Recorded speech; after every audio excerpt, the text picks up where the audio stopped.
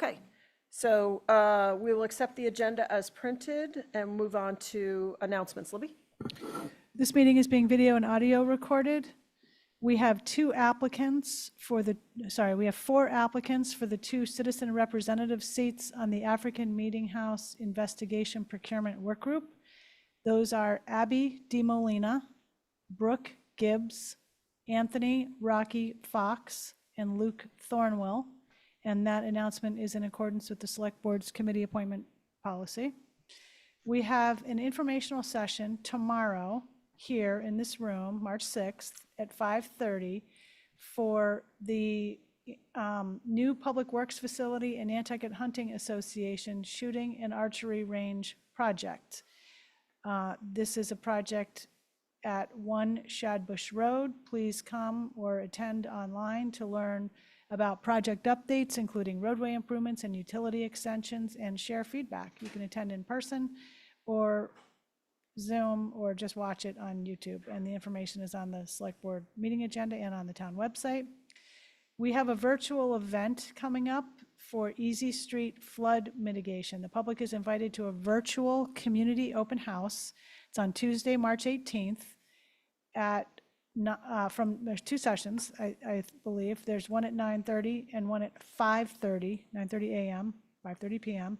And you can learn about the Easy Street flood mitigation project. There are 3 proposed design options to address increased flooding risks, and we would love to get public feedback on that.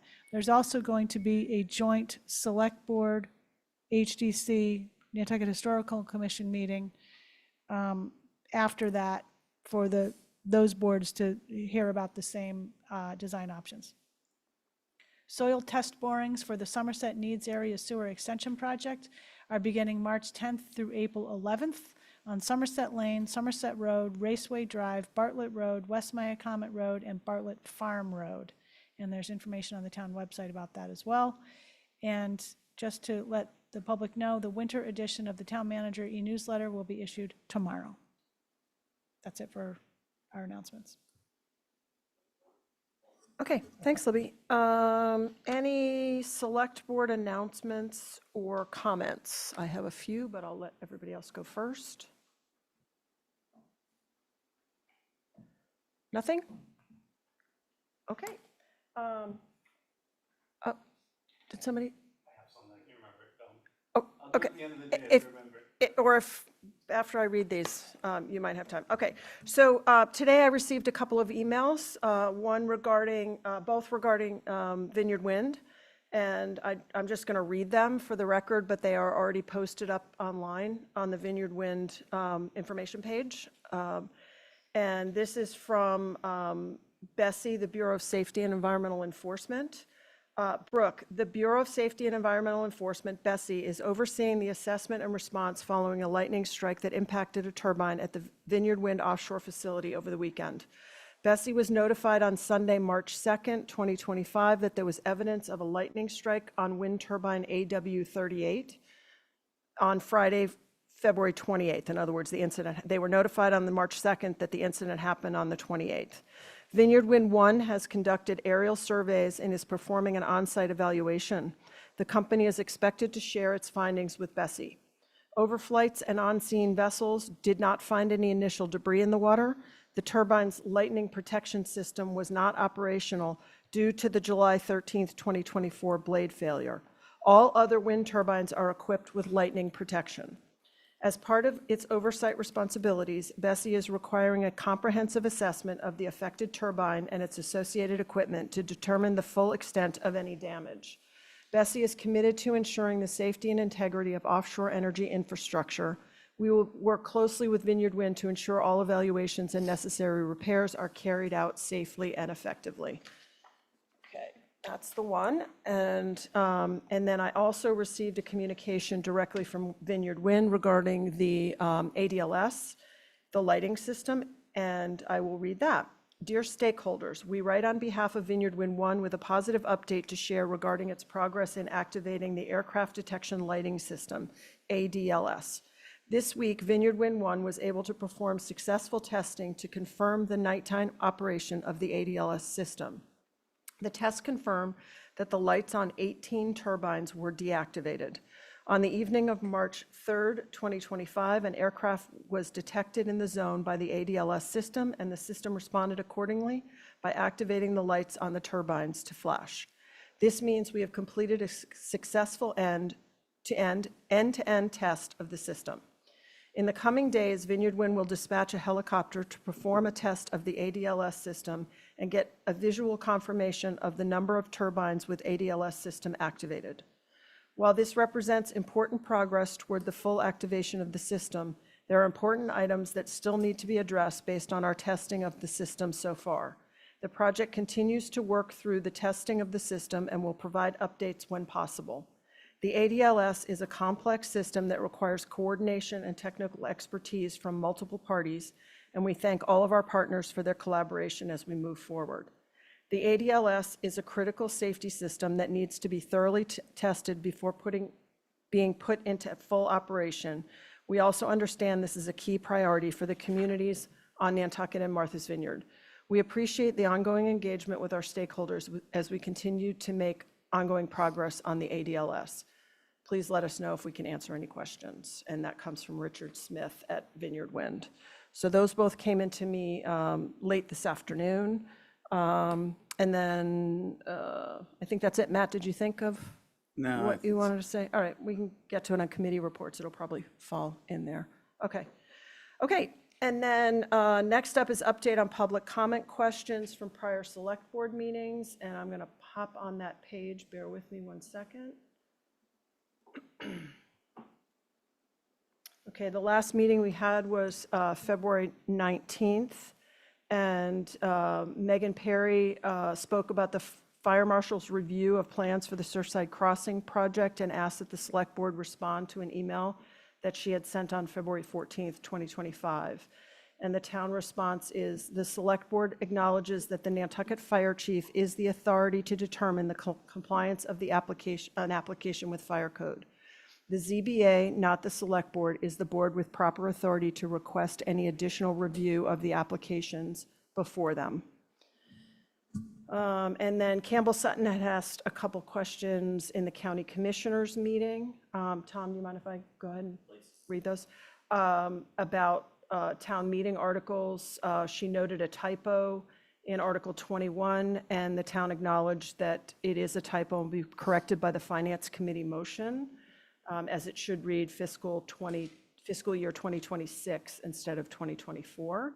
In Article 22, Campbell asked, is there a Nantucket County Review Committee or is the Select Board the Nantucket County Review Committee? Is there a county manager? And a town response, Article 22, pursuant to Article 2, Section 2.7 of the county charter, the County Review Committee is comprised of the same members as the Finance Committee. The county manager, referred to in the current county charter as the county administrator, is the same person who is the town manager, pursuant to Article 3, Section 3.2 of the county charter. So those are up online. And then I wanted to add that at that meeting, I had committed to prepare a timeline of my communications with the Bureau of Safety and Environmental Enforcement through the Vineyard Wind situation. I had hoped to have it done by February 21st. I went away on vacation, but that is also now posted up online. And I also included communications with the state Massachusetts Office of Environmental EEA, say Tom? Energy and Environmental.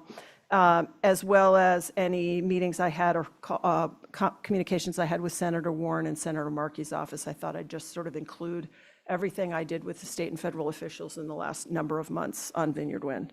So that's it for response to public comment. And then we will now open the public comment portion of the meeting with regard to items that are not on the agenda. And I see that Veronica Bonet's hand is up online. Veronica? And just reminding everybody of the 3-minute timeline. And Erica, you ready with the clock? Okay. Thanks, Brooke. And thank you for getting those communications out to us regarding your communications with Bessie and the state agencies. I just really want to emphasize that the public at large not knowing what you are asking for really creates a very strong position for Vineyard Wind to not give it to you. And I couldn't help but notice the new construction and operating plans that are revised have no pollution plan. They have no financial assurance and no specifics on how Nantucket will be notified of an incident. And I assume those were all the things you were asking for. You're creating a situation where they don't have to publicly say, we're not giving you what you want, or you're not getting what you want. So I implore you to please understand that there's strength in numbers and to bring this to the public. The other thing I wanted to say is I have asked at several select board meetings now, and also in writing to the full select board, for you guys to answer the question on what you are doing to assess the financial risks to Nantucket from future blade breaks. There's been a lot of press this week on the incidents of blade breaks, that lightning strikes are common, and blade breaks are common. So we can expect these on a pretty regular basis from Vineyard Wind. That definitely has a negative impact on not only private citizens' real estate, but the town's real estate. And you guys own a lot of it. And I believe you have a fiduciary responsibility to assess that risk. If you don't, then I would really just appreciate you answering the question or letting us know what you're going to do about that. And thank you, as always, for your time. Thank you. Next up is Sandra Craig online.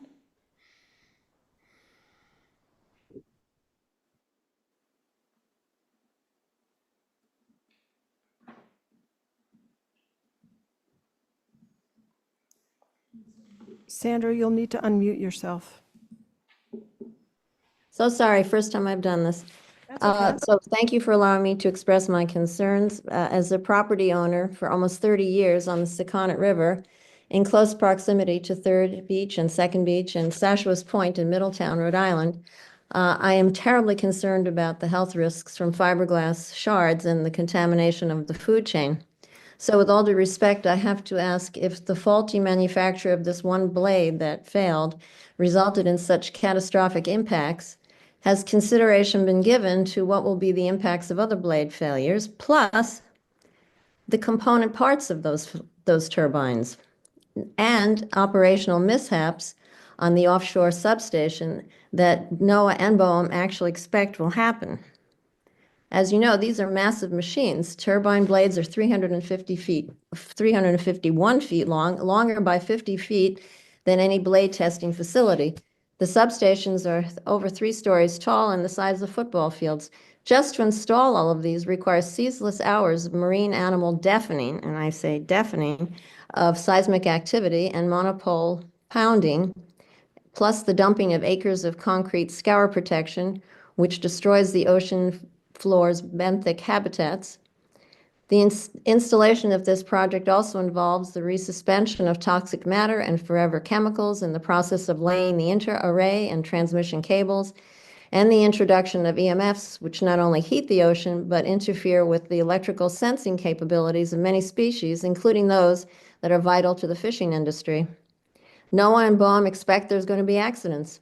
These machines will leak oil and grease and chlorination byproducts such as trihalomethanes. They will leach heavy metals, anti-corrosive coating, leading edge erosion will emit microplastics. And my favorite, they will release sulfur hexafluoride, SF6, which is used on converter substations as an electrical and thermal insulator in electrical equipment.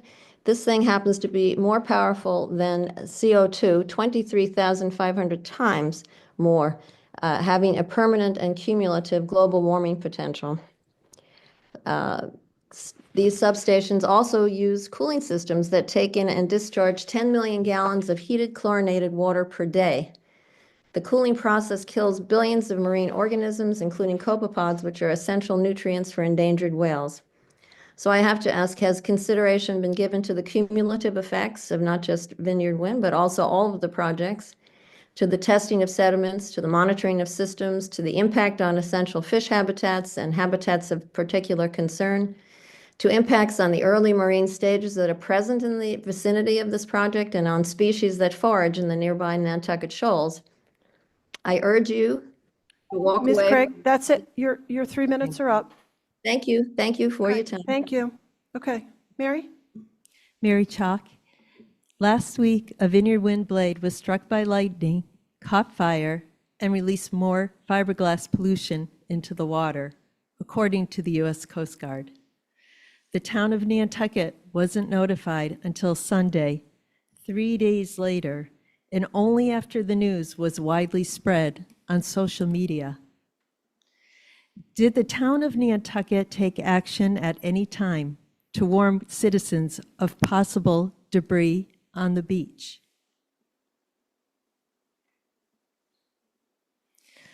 Were warnings issued by the town of Nantucket to our fishermen and recreational boaters that there may be debris in the water?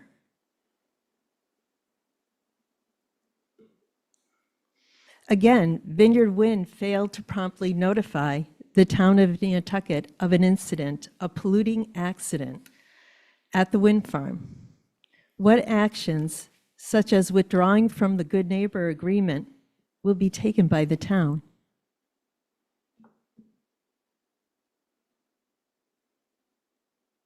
Has the board taken a straw poll among its members so the public can see whether the board wants to exit the Good Neighbor Agreement?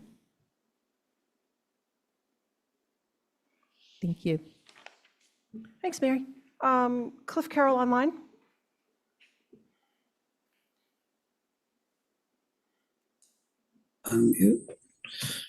Thank you, Madam Chair, and thank you for the select board. Try not to be repetitive, but I am speaking in reference to the Vineyard Wind. We were very lucky once again that the lightning did not strike the offshore transformer platform, which has approximately 150,000 gallons of oil in it. I was wondering whether or not during your negotiations, whether you've requested a reinstatement of the bond that was waived by the Biden administration, and whether or not we've been in touch directly with the federal delegation in reference to that request, considering that fact that we're still haven't been made whole on the damage that was done last season by the blades. Again, lightning versus tower versus transformer. The transformer is going to be our worst nightmare. I don't want to repeat Sandra Craig's or the other comments, but again, in reference to the administration, I think the Massachusetts delegation, even though they showed up and gave us a bunch of what I would consider hot air at the last select meeting, I think they've pretty much abandoned Nantucket, the request of Nantucket, the considerations here. Vineyard Wind is being allowed to skate any public comments or having to answer questions directly. Every time we get a piece of information, it's either it's always through a third party and no one from the actual company. They're asking you to read their letters in public. I think it's time to have them back in to the island directly so the citizens of the island can ask these questions and get them answered, especially in reference to the potential of the oil spill, the bonding, and whether or not we're even covered by a company that basically was sold after you negotiated your Good Neighbor Agreement. We're dealing with a new entity.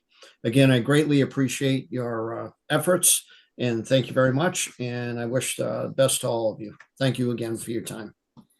Thank you. Amy?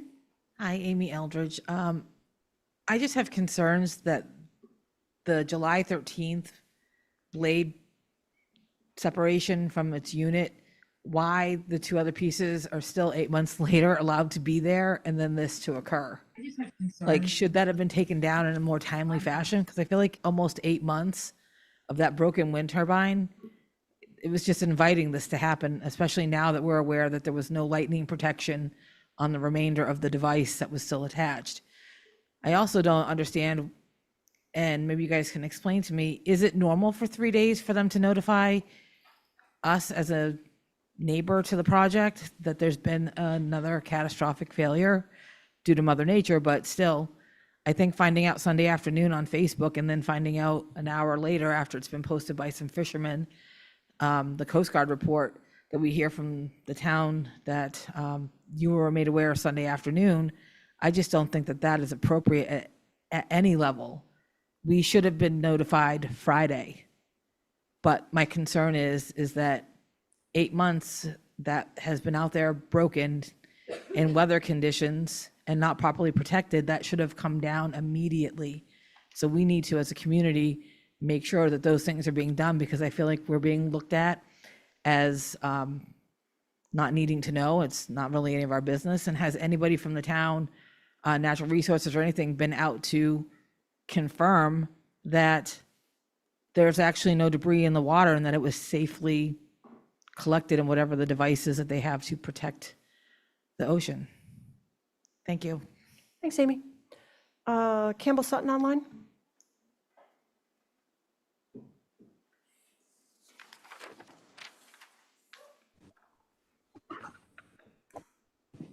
Good evening, everyone. Thank you for taking my comments. I'm not going to continue with the windmill thing, but I appreciate everyone that is keeping track of that and keep making their comments known to you. So I just had a couple of things. I appreciate your, Brooke, your responses to the public earlier this evening about the questions that I asked regarding the county articles 21 and 22. Thank you very much. I did take the time to find the response page for select board comments or public comments or responses to public comment. And I really appreciate that you have that. But I will say it took 7 clicks and a lot of searching to find it. So I was sort of wondering if there was a way to put that, where it has agenda and minutes at the bottom of the home page. Like some of those squares don't need to be as large as they are. Perhaps you could make it more readily accessible. So that was one thing. The other thing I wanted to just comment on the 3-minute decision that was made by everyone is I really think that, opening comments like good evening and thank you so much for hearing what I have to say should not be part of the 3 minutes, because that's just cordiality, right? And if we're going to do away with that, then, in order to get what you have to say within the 3 minutes, then I think we're sort of degrading the public communication process, and so I would just like to say that. Otherwise, thank you for all that you do, and I look forward to the evening. Thanks, Campbell. And I don't normally respond to public comments. However, I was meant to say during the response to public comment that we are now including the link to that page in the select board agenda at that item every week. So it should be easy to find. It will be easy to find in any select board agenda going forward. So thanks, Derica. Okay. Is there any more public comment? I'm not seeing any hands raised online. Anyone in the room? Nope. Okay. So we don't have any new business. Next up is approval of minutes, payroll warrants, treasury warrants, and we have 1 pending contract. Do we have a motion? So moved. Second. Okay, by roll call, Matt? Aye. Tom? Aye. Malcolm? Aye. Dawn? Aye. And the chair votes aye, so that's for all 4. And then we have some gift acceptances, which I should, Madam Chair, you want me to read? yes, please. Recommend the acceptance of the following gifts to town agencies. Human Services, a gift of $75 from Dorothea Swope for the Salt Marsh Senior Center. Our Island Home, a gift of $150 from Maureen Glowacki for our Island Home gift account. And the Cemetery Commission, a gift of $1,000 from the estate of Alfred W. Crosby for musicians Molly Glazer and Isaiah Williams for works composed and performed as background music for a documentary film about Nantucket's historic colored cemetery. Recommend accept all gifts for their designated purposes with thanks to the donors. I'll move that, I'll make that motion. Okay. Do I have a second? Second. Okay, second from Malcolm by roll call. Tom? Aye. Malcolm? Aye. Matt? Aye. Dawn? Aye. And the chair votes aye. That's unanimous. Thank you very much to the donors. Next up is applicant introduction review of applications and appointments to Cultural Council Scholarship Committee ZBA alternate pursuant to the Select Board Committee appointment policy. My understanding is we had one applicant withdraw for the Cultural Council. So we have one remaining applicant for one seat. So we could appoint Kendall Graham by acclamation, if someone would like to make that motion. I'll make that motion. Second. Okay, so Tom and Malcolm by roll call. Tom? Aye. Malcolm? Aye. Matt? Aye. Dawn? Aye. And the chair votes aye. Kendall, thank you very much for applying. And then next up, Erica, do you want to do the other ones, or shall I just? I'm happy to if you want me to. Yep, go ahead. Okay, so for the Town of Nantucket Scholarship Committee, there's one seat available, 3 applicants: Peter Morrison, Alexis Lexi Sturgis, and Jeannie Critchley. I did see Lexi online. I didn't, oh, and Peter Morrison is online also. So if either of you would like, and Jeannie Critchley's here too. I didn't see you in the audience. My apologies. If any of you want to speak on your application, you are more than welcome to. Jeannie, why don't you go wanna first to the since you're mic? here? And then we'll, no, you have to go to the mic. And then, hang on one second. Lexi and Peter, if you'd like to speak, just raise your digital hand and then I'll pop you to the top of the list for Erica to unmute you. Go ahead, Jeannie. Jeannie Critchley, retired elementary school teacher. I would like to join this committee because for me, the other end of the educational spectrum of kids in the system would interest me very much. I feel like I have a history on the island, a history and part of the education system. And it's just as a retired person, I now have the time to participate in volunteer opportunities like this. Thanks. Thank you. Peter Morrison?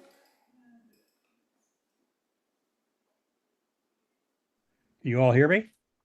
Yes, go ahead, Peter. Okay, just very quickly, I just want to let you know that I have served on a number of town committees in the past since moving to Nantucket in 2005. I currently serve on the Town Visitor Services Advisory Committee.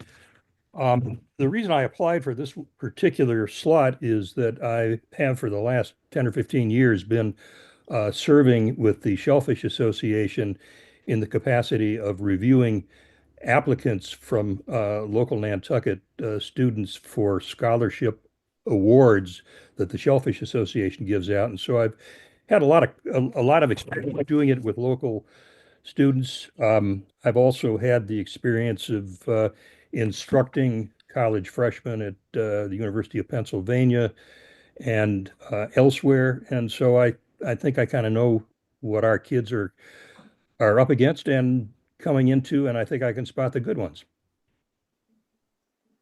Thanks, Peter. Any questions from the board? Peter? Okay. Lexi?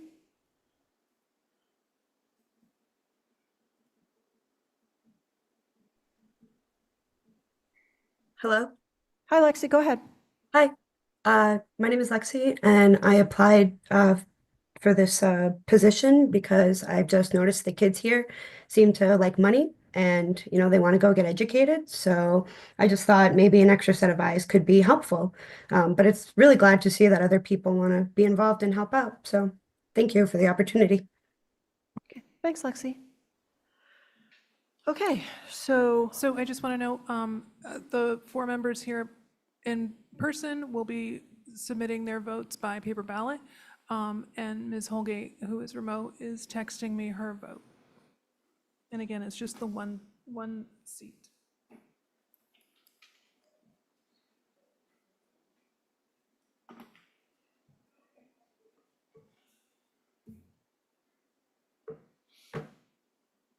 Just put your initials on. Yeah.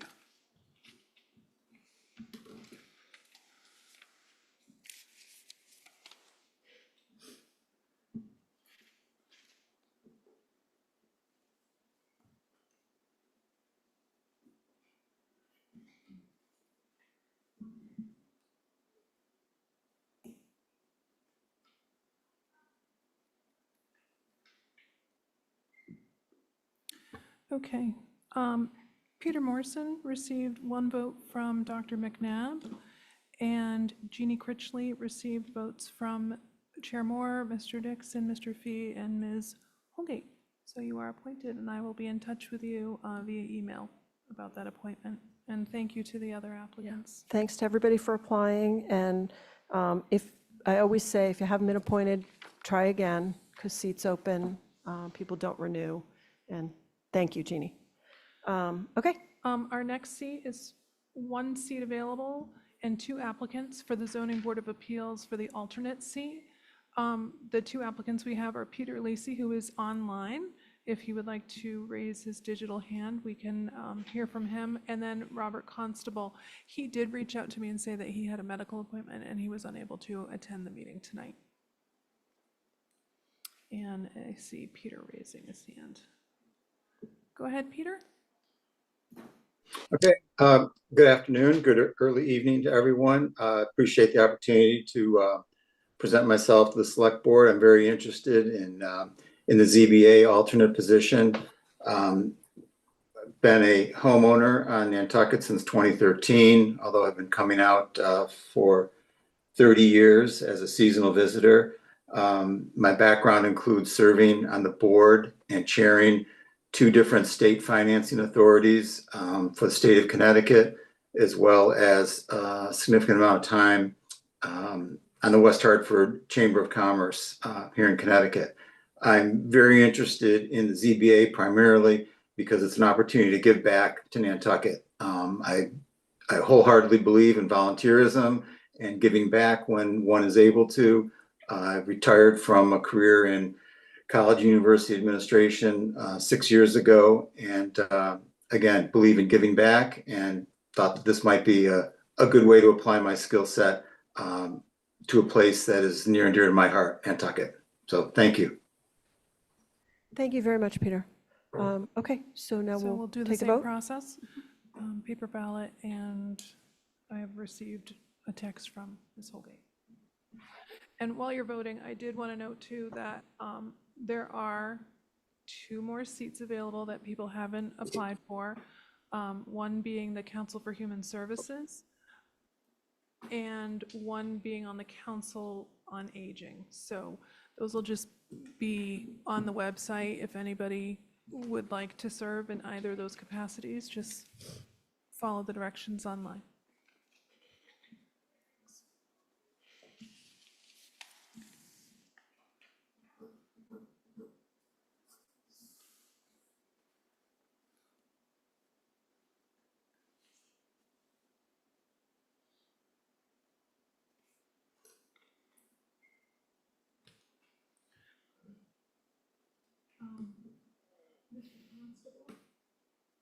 Sorry, my mic was off.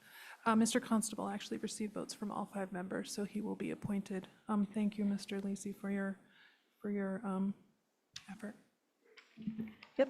And as always, to repeat what Erica said, keep an eye on the town website in terms of open positions and start thinking about the application process for all of the seats that turn over at the end of the fiscal year. And I want to encourage people to start reading up on boards and committees and figuring out where their interest lies, and their time and expertise would be helpful to the town. We need all of you to make this whole system work.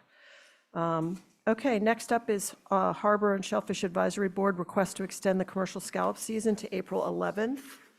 Jeff, is this going to be Jeff? Andy Lowell, who is the chair of the Harbor and Shellfish Advisory Board, is online. Okay. To review it, but Jeff Carlson and Tara Riley from Natural Resources are also online for any questions. Okay. Andy, do you want to start us off? Andy, you need to unmute. I'd be glad to. Thank you, Madam Chair, members of the board. Thank you for allowing this to come before you. The Harbor Shellfish Advisory Board remains up to date with scallop catch information, and the estimated population of adult scallops. There are an abundance of adult scallops in the harbor. And that is clarified by our town biologist in the Natural Resources Department.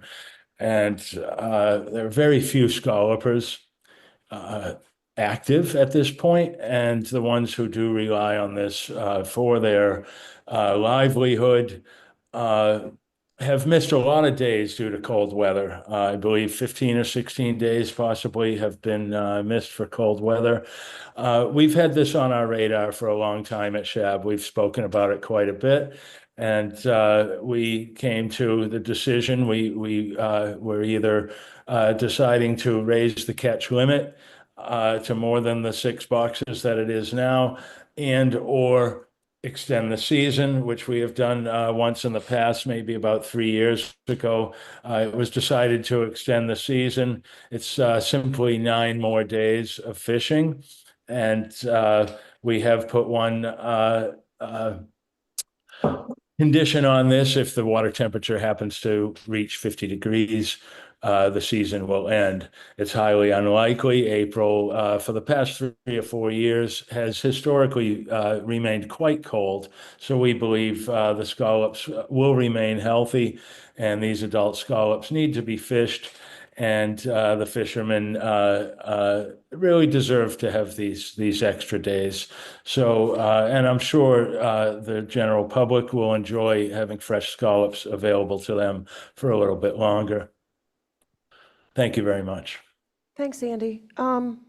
We had some communications, written communications that are in the packet from Natural Resources. Jeff or Tara, did you want to add anything?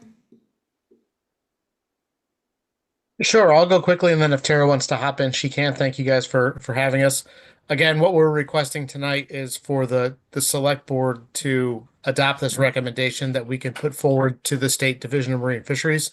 They have kind of the ultimate say here, but they don't accept requests other than from the chief executive of the town. So that's why we're here in front of you guys tonight. Hopefully you'll support this recommendation. Okay. Tara, anything?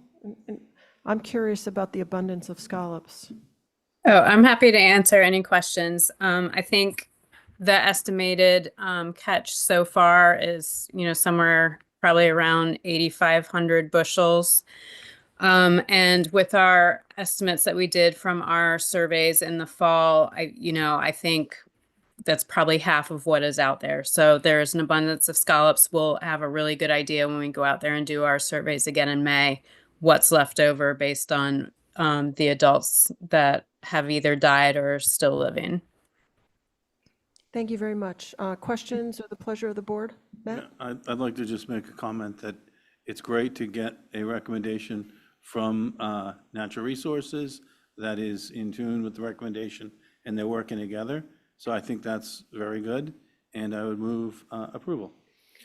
I just have a question, sorry. Should the approval be conditioned on if the water temperature reaches 50 degrees, the season is over? Yes. Is that okay, Matt? Okay. Don, second that? Okay. Yes. Okay. By roll call, Matt? Aye. Don? Aye. Malcolm? Aye. Tom? Aye. And the chair votes aye. I also want to express my appreciation that the request came early, in time for Natural Resources to respond and us to get it on an agenda and so forth. So it's really nice that you're proactively thinking ahead about these things and monitoring the fishery. So thank you very much. Thank you. Okay, next up is a request from Cobo Utility Construction Corp. For a waiver of the town noise bylaw for the L1 feeder underground conduit upgrade project starting March 6th through completion. Erica, do you want to review it? Sure. So you all are familiar with the L1 feeder project. It has come before you during your licensing and petitions meeting. These are all approved petition projects. There's 5 of them. Plus the Candle Street substation as well. This request is to allow Cobo to start at 6 a.m.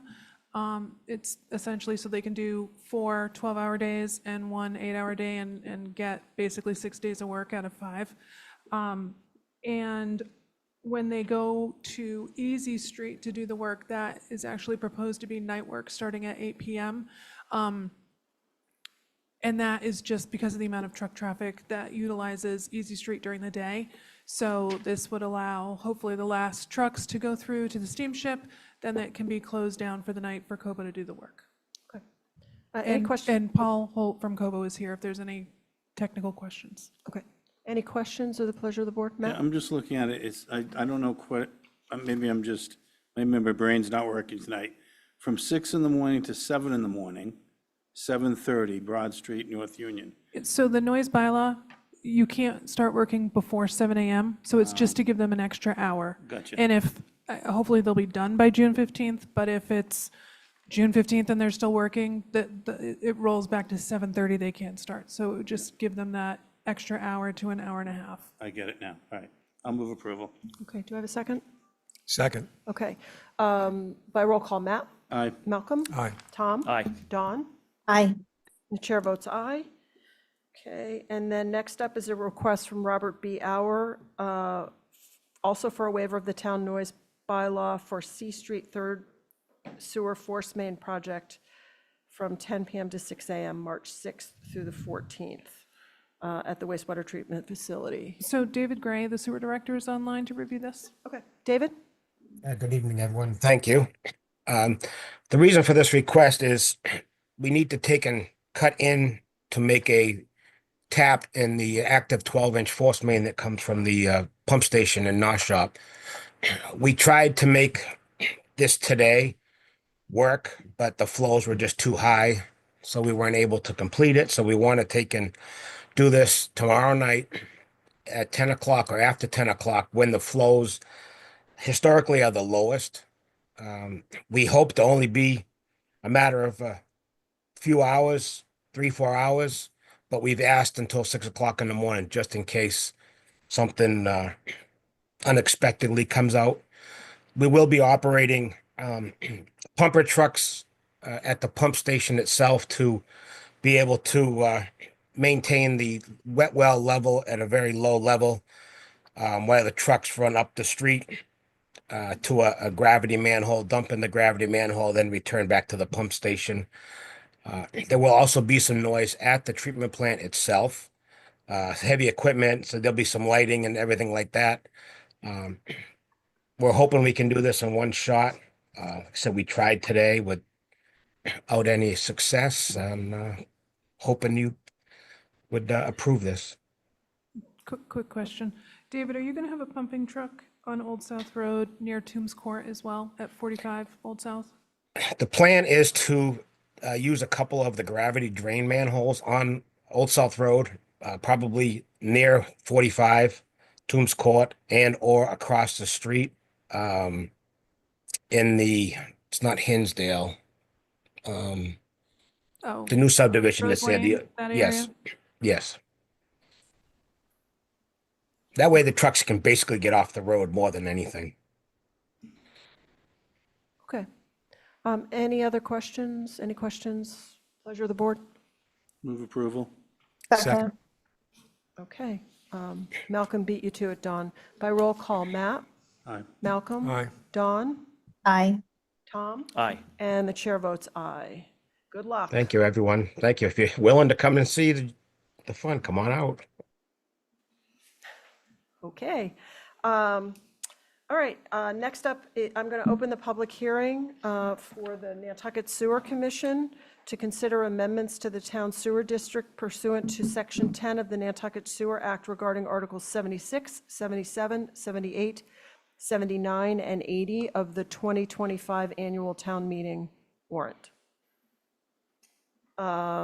David, is David going to start us off? I suggest that David start you off by going through each article and explaining the recommendations, and he will be supplemented by Dan Sheehan, who is the town's engineer from Weston and Sampson for the sewer master plan, which relates to these requests. Okay. David, the floor is yours. Good evening. Yeah, I'm just scrolling down here to get to the right sheets. This year we had quite a few requests for addition into the district, and we've gone through a few different rounds of getting everything scored and lined up with our consultants, et cetera, to make sure we're answering everything correctly and in the best way that we can. So I will start here with Article 76. Article 76 is a few lots on South Shore Road, Falcon Drive and Rachel Drive. All of these properties are currently in a needs area, the My Comment watershed needs area. We did, when we ran the gravity line down South Shore Road, we took all these lots into consideration for future capacities. And being in a needs area and the condition of the pond, My Comment pond, we recommend that these lots all be added into the sewer district. Okay, I think we'll just take them one at a time. Makes the most sense. Questions from the board on this one? Matt? Yeah, I have a question. I always wonder about this. We're doing this to, it's mainly nitrogen, correct, David? That is the biggest one, yes. Yeah, because I always wonder, like, we're doing this to, keep nitrogen out of the pond, but then the additional ground cover and, sort of hardscaping and ground covers and more cars and, in swimming pools, because now there's no longer a septic in the ground, et cetera. I wonder if the cumulative impact of those, how that compares to the impact of the nitrogen. And it's always kind of just, do we know that, David, or does the land council know that? If Emily's on, because that's always been one of my thoughts around these areas, that are we doing something and thinking that we're making an improvement, and are we? I understand the question fully. And one thing that we've been discussing on doing is after town meeting is going and relooking at these criteria sheets to start to include some of those questions on pervious versus non-pervious areas. So it's something that we are going to be looking at now that we have new sewer regulations, and we're just getting ready to have brand new stormwater regulations. So all of this is going to finally come together. But I do understand your question. Yeah, Emily's got her hand up. Maybe she's. Emily?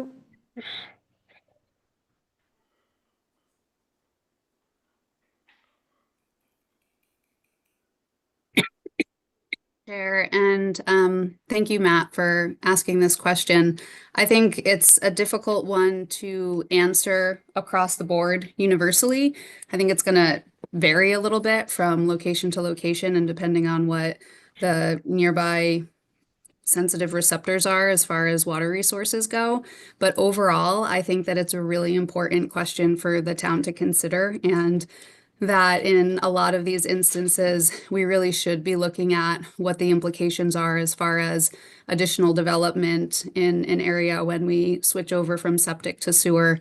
And I would be very supportive in any way that we can help out and have some conversations with David and the town about how to do that moving forward. I think it's a really great point and something that we should be considering. Thanks, Emily. Any other questions from the board or a motion?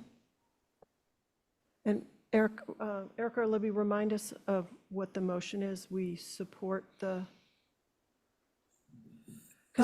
motion to recommend allows town meeting to vote with just a majority vote. Right. If you have a negative recommendation, then it needs, is it 2/3, Libby? Yeah. 2/3 vote at town meeting. Thank you for that reminder. We're in a public hearing when we do this.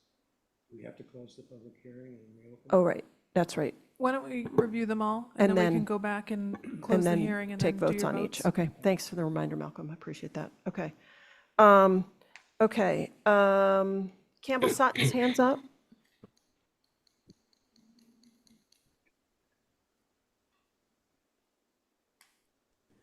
Good evening. Yeah, so I've sort of been thinking about this, and is it possible to, and I don't know the answer, so I'm just sort of putting it out there.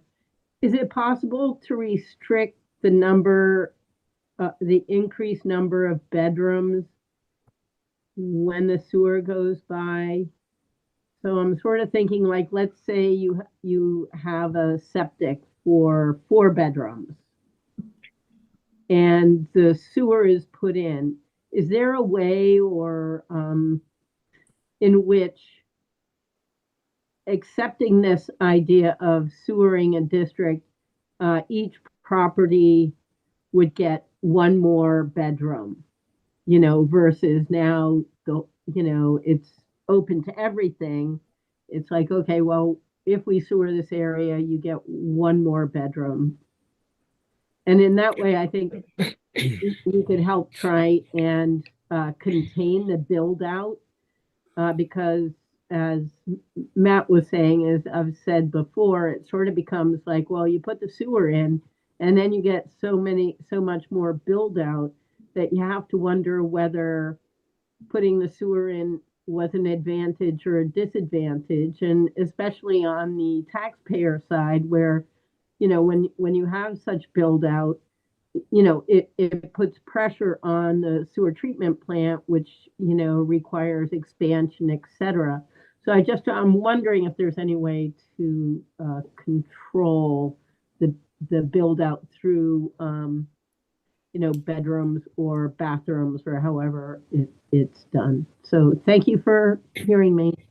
Yep, I appreciate the question, Campbell. Libby, if you want to take a second to answer it, but it's not really in the purview of this discussion tonight, too.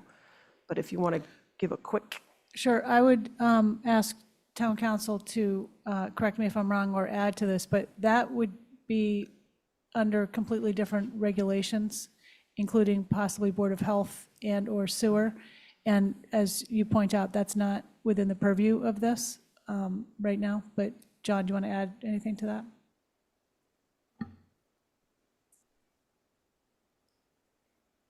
Yes, I'll speak, Madam Chair. I'll make a comment. Yeah, I'm going to let John answer and then. Yes, good evening, everyone. I think that given the way the general laws are structured, people have a right to connect properties to the sewer, assuming that the parcel is allowed into the district. And I think if you wanted to have a growth neutral approach to this, or even I guess a negative growth approach as a possibility, that would likely require an amendment to the Nantucket Sewer Act, which is the special legislation that governs the build out of sewers on Nantucket. Okay, so for future discussion. Yeah, Madam Chair, I think Ms. Sutton's comment and Matt's comment are right on target. I mean, I used to stand up and say we should sewer the whole island. And then I kind of come back saying, maybe that's not such a good idea. At some point, we really need to sit down and look at all the regulations dealing with development, with sewer, with septic systems. And I think at some point, at maybe a town meeting, I hate to use working group, but we really need a group to sit down. You know, the sewer, the Board of Health, the lawyers. Okay, thanks, Matt. Yeah, I think, like we've talked about, or when we did some of this in Nantucket, I think the right way to do it is to do the zoning and the changes first and get those approved and you know, voted by everybody, especially in the sensitive areas, and then we can go ahead and do this and not worry. But you know, and I'm going to vote for this, and this is, but I think it's something I think we should know. When I had my hips replaced a number of years ago, I spent a lot of time reading about you know, saltwater pools and other pools, and I realized that you know, that some of that is forever chemicals that a lot of municipalities don't allow to be pumped into their harbors and streams, and you know, they disrupt their forever chemicals. They disrupt endocrine systems on animals and, you know, small animals, et cetera. So, you know, we don't have pump trucks driving all around. They all get pumped, you know, and so that's what got me thinking about this in these areas. And so I think it's, I'm not, I don't think we should be using sewer to do zoning. We should be doing zoning to do zoning, but we should understand it first. I support this. We'll not make a motion for No, this. not yet. Yeah. David, did you want to say? If I could, just so that this, the control of the bedrooms would be by the sewer, the zoning rules. And these lots, all of these parcels on South Shore are calculated into the capacity of the treatment plant. That's all I wanted to add. Okay, thank you. Okay, so I think we're good on this one. We'll move on to 77, Montahasset. Okay. 77 is unique, possibly a one-off. This property is being classified as religious education facility. The particular checklists that we have in place are basically more for residential lots. This is totally different. And even zoning, in my meetings with Meg Trudell at planning, their zoning restrictions have an exemption underneath it by the Dover Amendment, that they are very limited on what they can do as far as zoning, which kind of led us to the thing that their flows are currently already coming to the treatment plant by way of porta potties and portable bathrooms. So this one was very hard to score, but with that Dover Amendment, and maybe it's more of a legal issue. It's just, it was hard for us to take and really say yay or nay on this. But with the planning board's description of how it goes, and that the waste is already coming to the treatment plant, we had recommended approval on this based off the fact that the current criteria checklist does not, it's not used for a classification for this type of property. Just to add a little bit to this, whether or not a property is a church or an educational facility or whatever really is outside of the evaluation process here. That's the purpose of the evaluation process is to determine if the capacity of the wastewater treatment facility and or the infrastructure is sufficient to carry that waste and be processed at the plant, and or if the specific area is in a needs, the specific parcel or parcels is in a needs area that should be sewered for the reasons that parcels are in a needs area. So I understand what David is saying, although I think that is a little bit outside of what the evaluation criteria should be. This parcel, in fact, is not in a needs area. And the one-off that David's talks about is certainly a policy issue to be determined by the board, but I think we could argue that lots of material from septic systems and other things also goes to the plant. So I'm not sure that's the argument to put it in the district. So thoughts from the board? Matt? Yeah, I had to look up the Dover Amendment today, and it seems to, and John, I'm sure will correct me, it seems to deal with zoning, and educational and religious are not restricted by zoning. And, they're allowed to bypass town zoning in the state of Massachusetts. And so, but this isn't really a zoning issue. So the question I have for David is there room on, they've got porta potties now. Is there a reason they can't have a functioning septic or, on this site? No, the lot is, it does have the ground cover available for it for a septic system. We have not seen any designs or potential plans for anything that they would do as far as a septic system. Okay. Any other comments? Tom? Madam Chair, yeah, I would agree with Matt in my research on the Dover Amendment as well. That seems to apply to zoning. And I'm not, I'd like to ask John if he has any thoughts on whether there's any applicability to placing this, with our recommendation as a sewer commission, if it's applicable at all to the Dover Amendment. Yes, thank you. Thank you for that question, Madam Chair. I don't think it is relevant, if you will, to what the board is looking at in terms of whether to allow this into the sewer district. The Dover Amendment essentially protects certain educational nonprofit uses by a determination that that the use is not subject to the use restrictions contained in the zoning bylaw,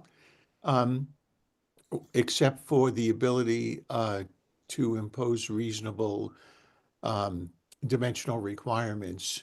But it is squarely something that's within the purview of zoning. And I think that when this board looks at whether to recommend a particular property be put in the sewer district, you would be well to limit your considerations to the criteria that have been established over many years, rather than look at whether it's a Dover Amendment protected use under zoning. I think that's a path that you probably do not want to go down. Okay. Okay, any other questions? This is a public hearing. Any questions from the public on this item? Okay, thank you. If the board feels they have enough information, we can move on to Article 78. Excuse me. Thank you. Article 78 is for Woodland Drive. This would be for the R20 lots in that specific area.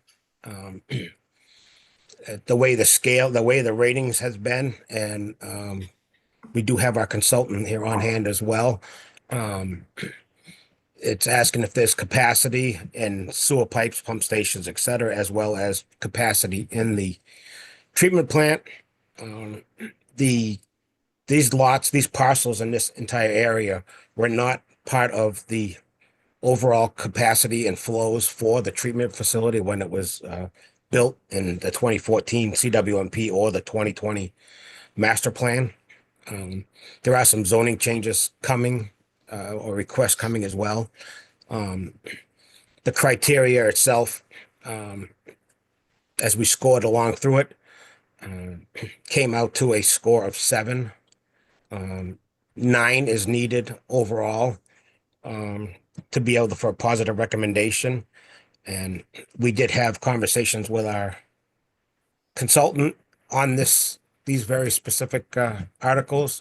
And Dan Sheehan is here to assist in any way he can to go over this criteria sheet. Okay, I think I'd like to hear from Stephen Morey, who's the proponent, and then maybe the board can ask questions that can be fielded by a combination of Mr. Sheehan and Mr. Gray.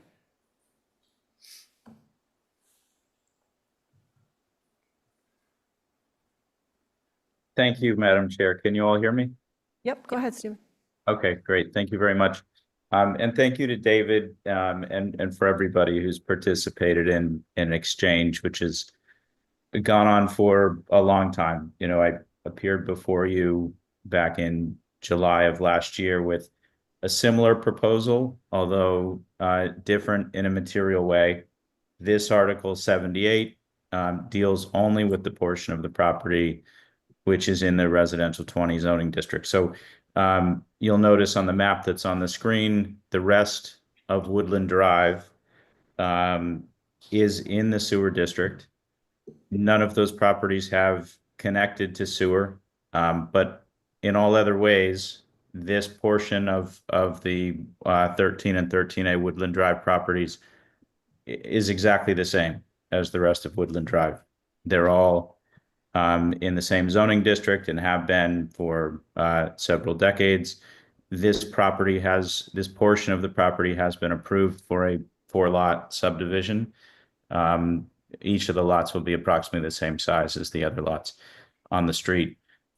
There are many examples going back to the early 2010s of Board of Health minutes regarding other properties on Woodland Drive, which note the deficiency of conventional and in some cases the IA septic systems on the street with regard to nitrogen treatment. And I could find examples going back as early as 2014 where former health director and then again a different health director in 2017 recommended that there be incentives to get the neighbors on Woodland Drive to bring sewer to the street for environmental concerns. And in fact, in the 2014 CWMP and in the 2009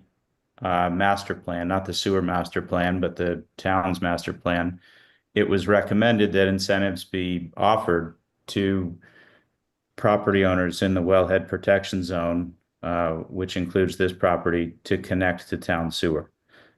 So, I would also note that the last article that you discussed, Article 77, was noted that there is sufficient capacity at the wastewater treatment plant for the flows that might come from that property. And I would just point out that I think it's inaccurate on this checklist where it says this property is part of a large subdivision. In fact, it's not part of a large subdivision. There's no zoning change proposed for this area. When I say it's not proposed, I requested a negative recommendation on a zoning change that would have applied to the portion of this property. So again, it's in the residential 20 district, just like the rest of Woodland Drive. It has a negative recommendation from planning board at my request to stay in that district. And so, it is just like the rest of the street. I have asked over several months, what information I could provide in order to alleviate any concerns about capacity constraints, either in the sewer lines connecting this property to Old South Road and to the South Valley Pump Station. And unfortunately, it wasn't until February 14th, actually, that I got a request for a capacity analysis of those lines within Richmond development. My engineer has not been able to conduct that capacity analysis because the only source for that information is the sewer department. That's the only place that I'm aware of where those records exist, those calculations that were provided by Richmond's engineers when that line went in. And so we haven't been able to provide that analysis. We would very much like to do that, and we believe that there is sufficient capacity, but we don't have the necessary inputs to perform that analysis. So, I just wanted to point out that it's not for lack of trying that we don't have answers to some of the questions that David has raised here on his checklist. And if I may, just the larger part, what I'm trying to achieve with this property and what I voluntarily restricted the property to prior to town meeting in September was a set of restrictions which included year-round occupancy and affordability and first look for municipal employees and employees of local nonprofits.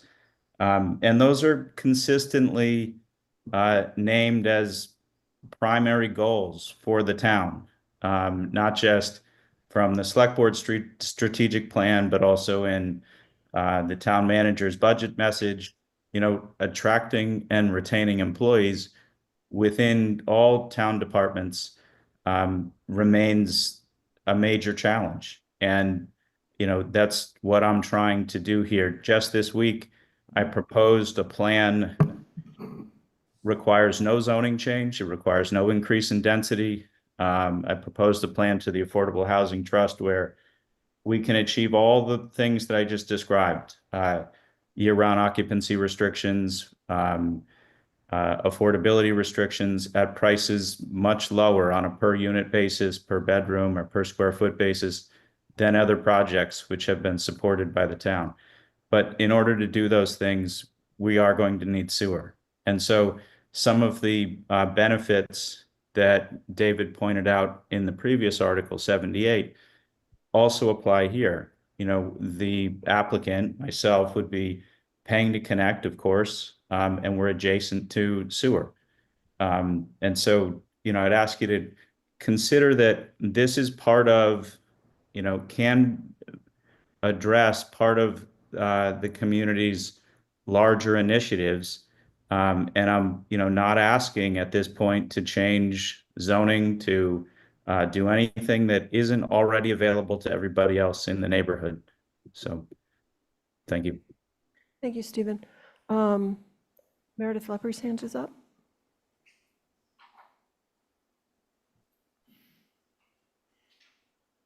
Hi, thank you so much. Can you hear me? Yes, Meredith, go ahead. Great. So I just had two things. One, it sounded like Stephen has a lot of smoke and mirrors, and I think that David Gray is very clear in that it needs a 9 and it only had 7. I also think this is something that's an area where it seems like he wants to put a lot of houses, and I understand the need for housing. I live in an affordable house.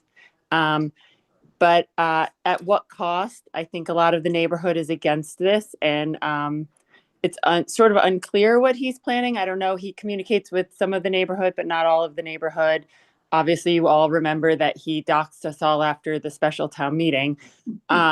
So I just would be very careful in what you approve. It's really about what's best for Nantucket. And my second point is 240% of AMI is what is proposed, and that's great. But I would take a look at the annual report and see how many of those town employees that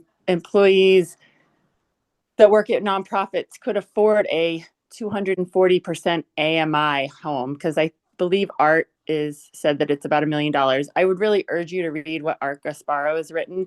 He is very knowledgeable in this, and I think speaks very well about what the neighborhood can and cannot take. So I think between Art and David Gray, you have a really much clearer picture. Thanks. Thanks, Meredith. Any more questions on this? Art? Thank you, Madam Chair and board members. Arthur Gasparo. I filed a letter with you, and we have had ongoing discussions, some neighborhood members with Mr. Mori, which I greatly appreciate. But I think to stay on point for the sewer, I think there's still opportunity to do, an affordable development on these lots that are served by septic and don't take away from the limited capacity of the Surfside wastewater treatment plant. And I think that when we consider what is a needs area, when that was established, it was in the wastewater planning that was done. It was to make sure that the capacity for the plant is used for the areas with the greatest environmental need. And that's not this area. While it's within the public wellhead recharge district, that's not a needs area, and that area extends out, towards Pulpus. It's a large area. If you're going to justify this inclusion on that basis, how many more properties then on the same basis are you going to be faced with allowing? And then each of that is an incremental piece that gets taken away from what is at the plant. The soils in this area, there was a septic system that's was permitted on this property for the previous owner. There's good sand, outwash plain, good depth to groundwater. It's south of the town wells. So from all of your environmental protection reasons, this property doesn't need to be sewered. All 4 lots could accommodate on-site septic systems. Ideally, they most likely would be granted approval from the Board of Health for the additional loading of 1 bedroom per, for the additional loading that's allowed for using IA septic systems. Currently, being a nitrogen sensitive area, that would be limited to 1 per 10,000 square feet, and this would allow them to have 1 per 6,667 square feet. So it can be done. And the thing about the IA systems is you get a treated, highly clarified effluent. It's a bit of a win-win. You're getting your environmental protection and you're not using the capacity of the plant, worrying about the capacity of the infrastructure, the Naw-Shop plant. I think that, the affordable housing is a noble goal. I think it still could be done.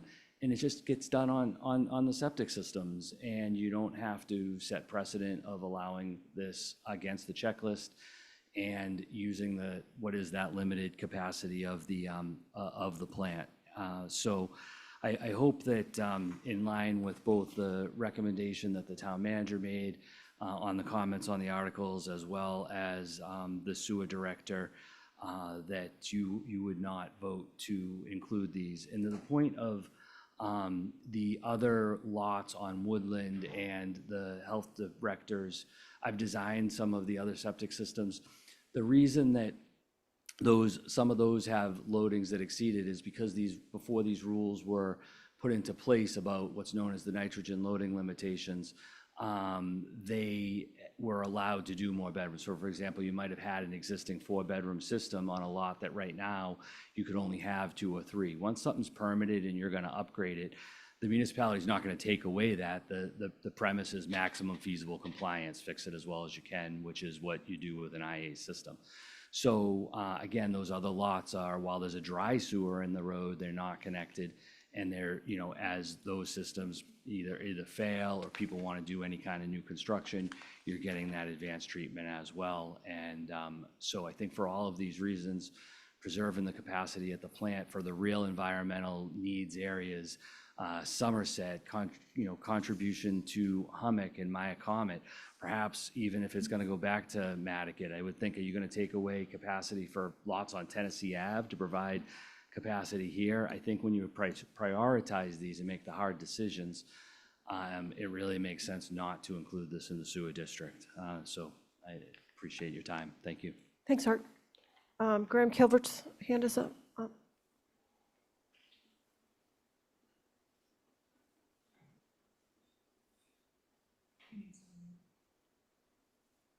Graham, you need to unmute.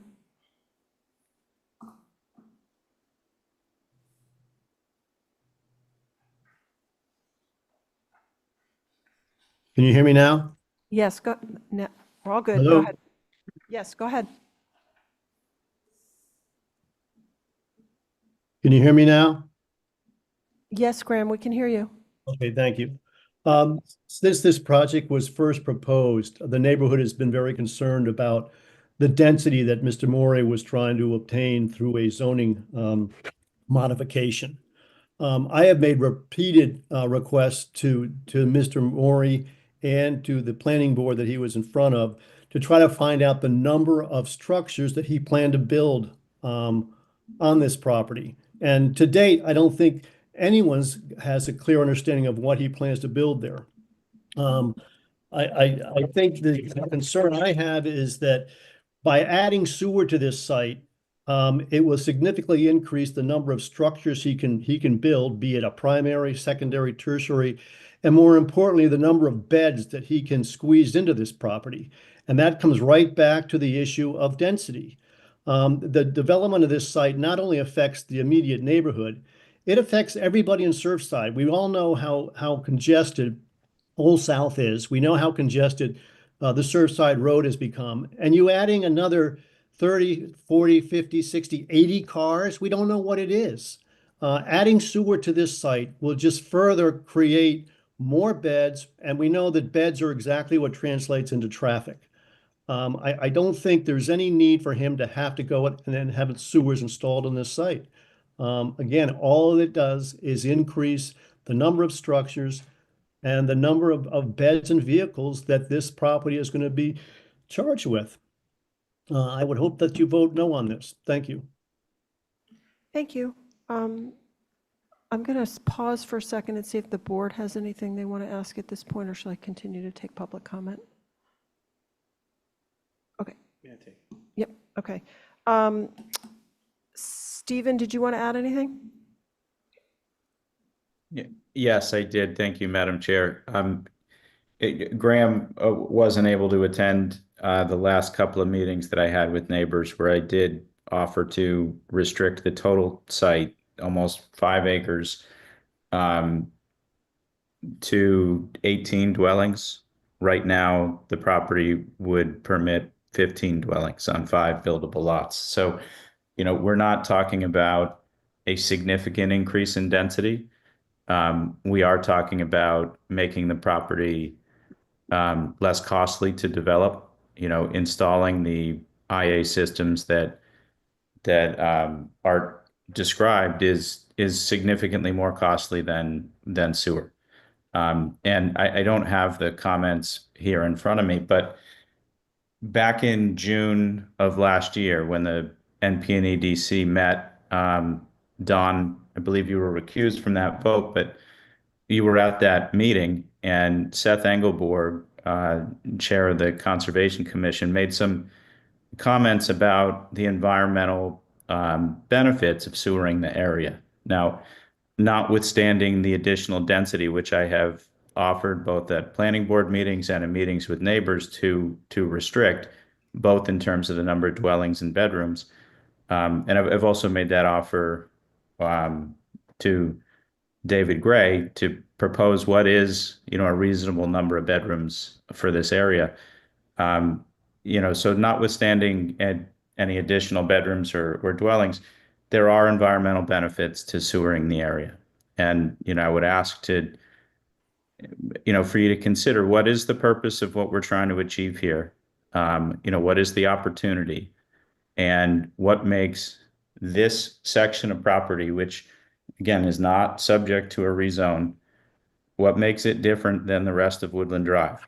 Maybe through you, Madam Chair, to David Gray, or to the consultant from Weston and Sampson who's here. Was the rest of Woodland Drive considered in the flows for in the 2014 CWMP? My reading of the CWMP suggests that the entire WPZ zone was included in the flows, and that's backed up by a 2016 memo from the Select Board, which states that all 8 needs areas plus a 9th area, which is the special areas recommended for sewer, which is also the WPZ, the Wellhead Protection Zone. All of those areas, we had confirmed capacity from DEP. That was back in 2016. So through you, Madam Chair, to David or to the consultant, if we could speak to, what it means when David writes that those are not calculated. Okay, all right. Thanks, Stephen. I was just going to say, if those need to be answered, Dan Sheehan certainly has the background. Dan, can you respond to that? Yes, I can. So in the Dan, we're hardly hearing you. I don't know whether your sorry, can you mic hear me isn't now? close enough, or Can you hear me okay? you're very muffled.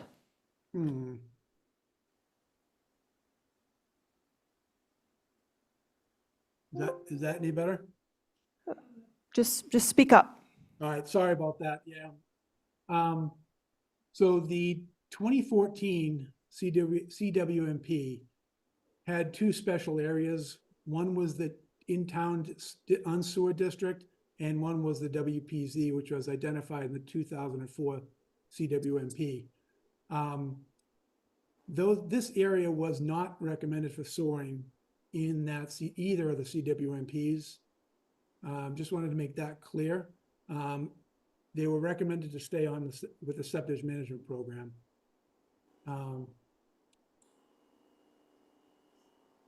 Yeah, thanks, Erica. So this map that's up now show in the black shows the CWMP 2004, 2014 wellhead protect, WPZ is what they called it. So the properties in question are down below in the hatched pink area. Those were not recommended for soaring. So they are not included in the capacity analysis for the Surfside treatment facility, and they're not included in the flows. Eric, if you could scroll down to Appendix D. These are the needs areas for the from the CWMP, and there is no town WPZ included in there. So those were not included in the calculations for the Surfside treatment facility capacity in either of the CWMPs, and was not included in the SOAR master plan flows, which basically we took a look at all the needs areas and confirmed the flows from the CWMP at that time. Thank So you. If properties outside of the sewer district, outside of the CWMP are added, as Art said, then other flows in the future would need to be removed from build out. So what David is saying is correct. The treatment plant was not sized for these properties. Okay. Thank you, Dan. Emily Molden's hand is up.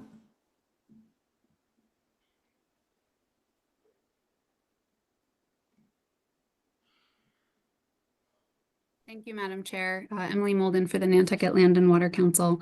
I just wanted to make one comment sort of following off of some of Mr. Gasparo's remarks, and I'm not really up to speed or aware of the specific details for what the development at this site is sort of currently proposed to be, or what the thinking is there.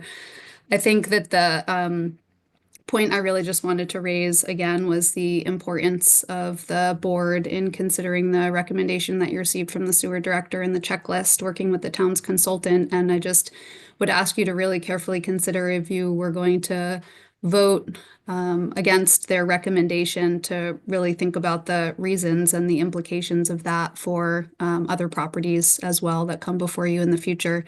And then also, I know that regardless of what the sewer commissioners vote or recommendation is, that town meeting will still get to vote on these articles, and it obviously just impacts the amount of votes that are needed to pass it. But I just wanted to raise the importance of, I think, the integrity of the checklist and the system that you have as sewer commissioners. Thank you. Thanks, Emily. I'll take Graham Kilvert again. If you can try not to be repetitive in your comments, that would be helpful.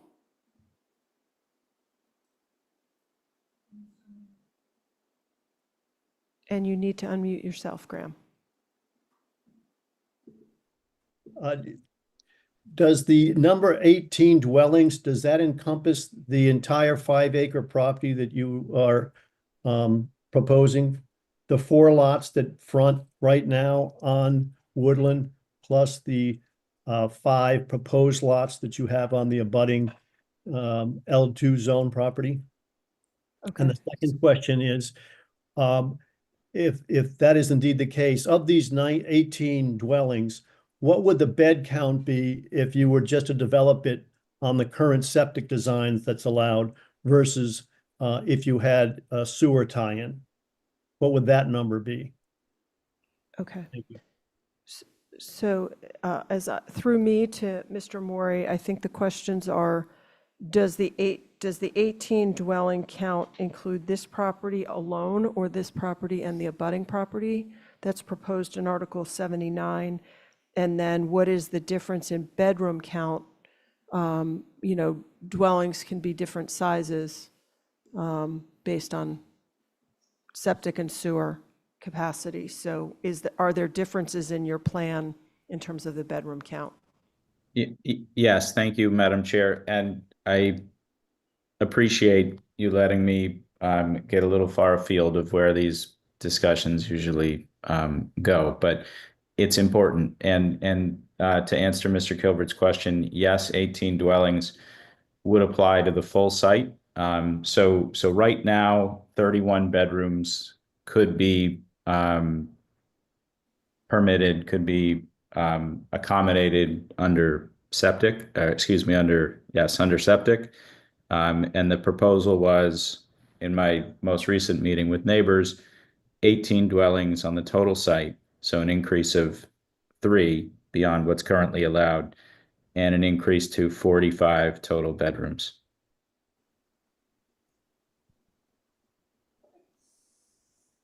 Thank you. Okay, any other questions, comments from the board? Art, did you want to? Thank you, Madam Chair. Just one brief follow-up with respect to the, to set the record straight, I think, on the comment regarding the NPDC meeting, where there were comments about support for sewer. That was based on a staff report saying that this area was an area impacted by PFAS, and all of their discussion related to the fact that there was potential PFAS contamination and that septics could then potentially, move that down. Mr. Mori has, since said that there is actually no PFAS concerns on this property, and no one seems to know where the plan staff report at that time came from that made that determination. I think it was an assumption perhaps that just because it was sort of near the airport, and I think that was part of the discussions from last year, but all the testing that's been done from the airport, it doesn't extend, the PFAS that's been detected doesn't extend this far to the west. And I don't think it's fair to say that the environmental protection and the discussion we're talking about is that discussion was, I think, based on different information. And then the other point on the total number of bedrooms, the 31 bedrooms on septic, is if they get a variance from the Board of Health to allow the additional loading within a nitrogen loading limitation district using the IA systems. And it's not by right. By right, the property would be limited to 1 bedroom per 10,000 square feet. I was going to grab my clipboard, but I don't want to come back and forth. I think that is 20 bedrooms perhaps. But that being said, the Board of Health has been routinely granting the relief to allow the additional loading in this district if you use the IA septic systems. And I would agree with that. I think that that does work, but that's not just by right under your current health protection regulations. So you're already sort of getting a bonus to the 31 using the IA, you're getting the additional environmental protection, and you're not using the capacity of the plant. Thank you. Thanks, Art. Okay. Stephen?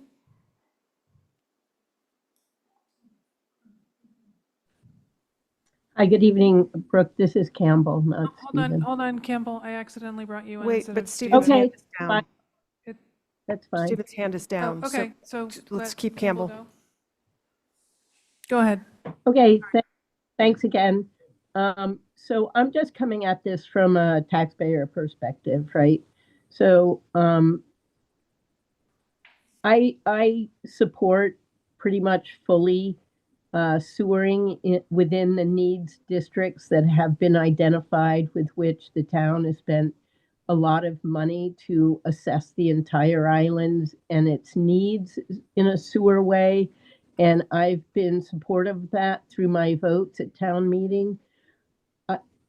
I just feel like sometimes when we go off and we go, oh, well, let's pull this in, somehow it's going to increase, however minimally one wants to argue it, but it increases, as taxpayers, it increases our tax base, because now we've got to increase the size beyond what was designed or thought of for the sewer bed and sewer treatment area. And so I just wanted to sort of put that out there. Because as a taxpayer, I'm not going to support this, because I see this as increasing my it'll increase the amount of money I need to pay for taxes on top of, paying for the needs-based areas. So I'm very supportive of need-based areas and less supportive of non-needs-based areas. Thank you very much for hearing me. Okay. Thank you, Campbell. Darla Stuckey?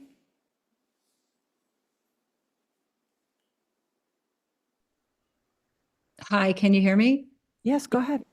Thank you. I live on Woodland Drive and, I fully support, Art's very reasoned arguments that I can't say that I fully understand, but, and I want to echo what Graham said. I think the neighborhood, by and large, is not supportive of sewer on this property.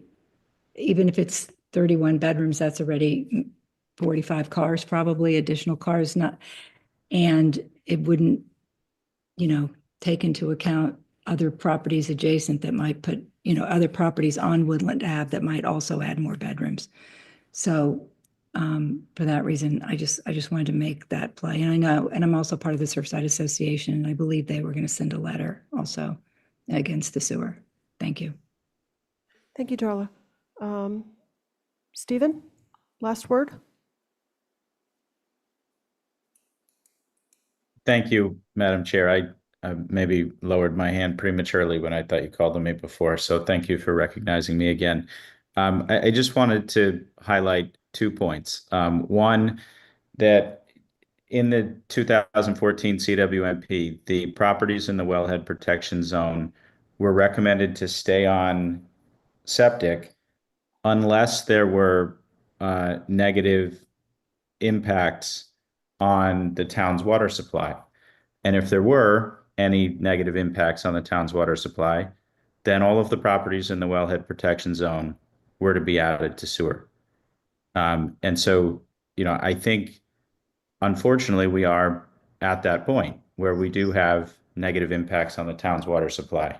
And so, that being the case, and following the recommendations from the 2020 Sewer Master Plan and the 2014 CWMP, properties in the wellhead protection zone ought to be connected.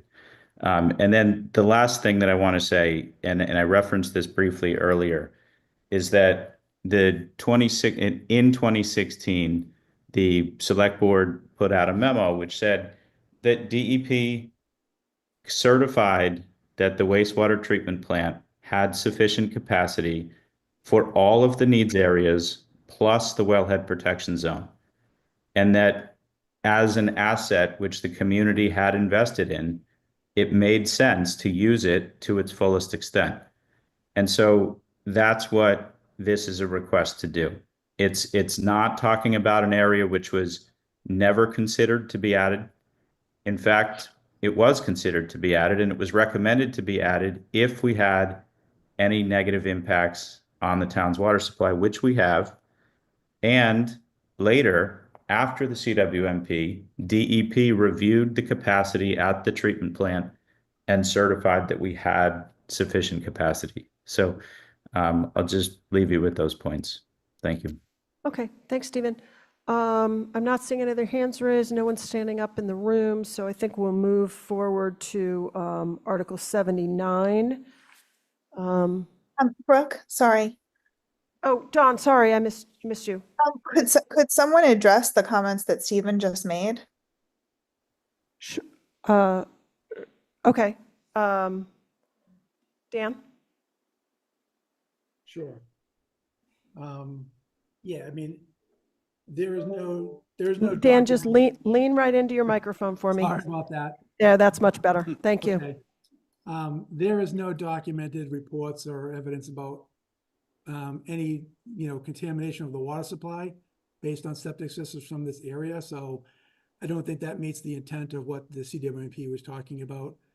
If you're having a lot of high nitrogen levels coming to the wells, I would have Mark Willett screaming at David and I, telling us that we need to sewer these parcels, which is not happening. So I don't think that made the intent of the CWMP on that issue.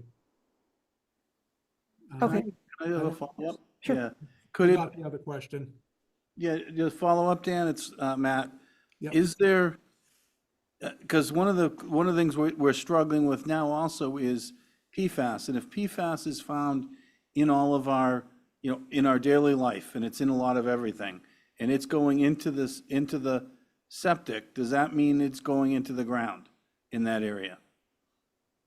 Yes, it would be going into the ground. But Okay. if that's the problem, you're gonna have much larger issues for lots of properties that are much closer to the actual wells. As a matter of fact, if Erica can scroll up to back to attachment A.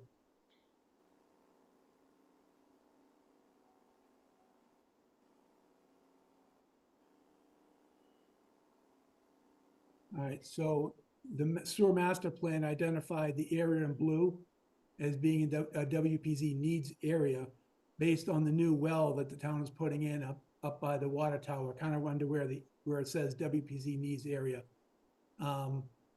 So we recommended adding these properties into the sewer district and sewering them in the future because of the proximity to the wells. The nitrogen coming out of these could impact the well, and that would be much more of a concern. So, you know, like I said, if you know, we're going to be recommending all these areas in the sewer district, which is in the CWMP, is all the existing properties in the sewer district being connected to the sewer. And that is included in the flows. Though that was the other question I wanted to comment on is, I'm not familiar with this document that Steve's talking about. But I can't imagine that DEP approved flows for an area that was not recommended included in the capacity of the treatment plan. That doesn't make sense, but I have not seen that document. Okay, thanks, Dan. Okay.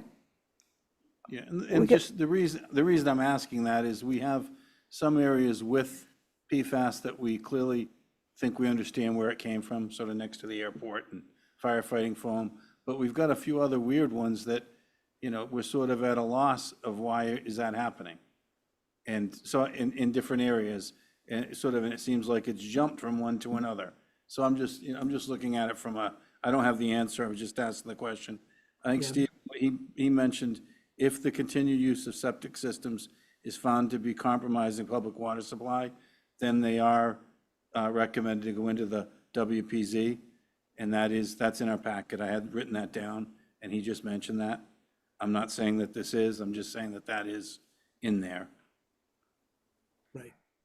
And that right now, there is no evidence that any septic systems from this area are impacting wells. Yeah. Okay. Yeah. Okay. So, so we will move on to Article 79. Erica, if you want to bring that one up.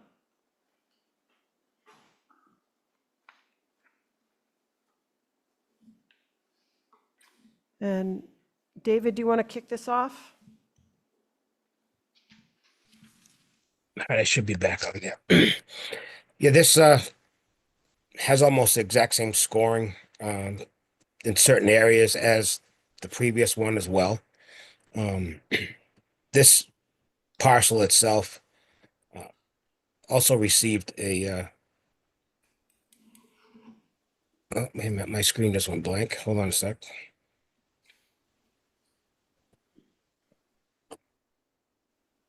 Why did I lose you? Sorry, I think I'm back You looking now. for the scoring sheet? No, I just, my screen went blank for a second, so I couldn't even see the Zoom. So I'm back now. So, all right, this one almost received the exact same scoring as the previous as well, with the same concerns and mostly almost identical comments to the previous article. That the fact that there is the capacity is not calculated in the current facility, nor in the CWMP or the master plan. Okay. Stephen, do you have anything to add that's different from the conversation about the other parcel? Yes, it's new. It's new. So one of the no answers on this list is right at the end and under financial. It's the very last question. It says, will the proponent be providing alternative public access to the public sewer? Previously, that had gotten a yes. And again, it wasn't until February 14th that I was requested to provide this plan to the standards and specifications 1.3, 1.03 submittal of plans. That's a requirement which you don't see in any of your other checklists here before you. I don't know why it applies only to these properties, and it's never applied in any other example of this checklist that I'm familiar with, certainly not with these properties last fall. And I've asked several times in emails over the course of months and really stepped it up in the last few weeks since this request was made. What do you want to see in a plan? And I haven't gotten any answer. I haven't gotten any direction. I've gone to my engineer. I've said, how can we provide this plan? How can we show that we will provide alternative public access? And he says, well, we can't do it until we can show that there's capacity in the neighboring lines. Well, how do we do that? Well, we need information that's only available from the sewer department. And so, yes, we didn't supply this plan, but we didn't know that it was required. It hasn't been required in this way of other applicants. And we haven't been provided with the information that we need to do it. And I just don't think that on balance is an appropriate, process. Like how can I comply with something if I don't have the inputs to do so? Okay. David or Dan, can you guys respond to that? Well, I can respond to the capacity issues. All you got to do is call the engineer that designed the system in Richmond. I'm not the only one that has that data, for one. And the regulations changed in 2020 that now incorporate all these Nantucket standards and specifications. An engineer reads those standards and specifications, they should be able to provide what's asked of them. But I'll let Dan go from there. David,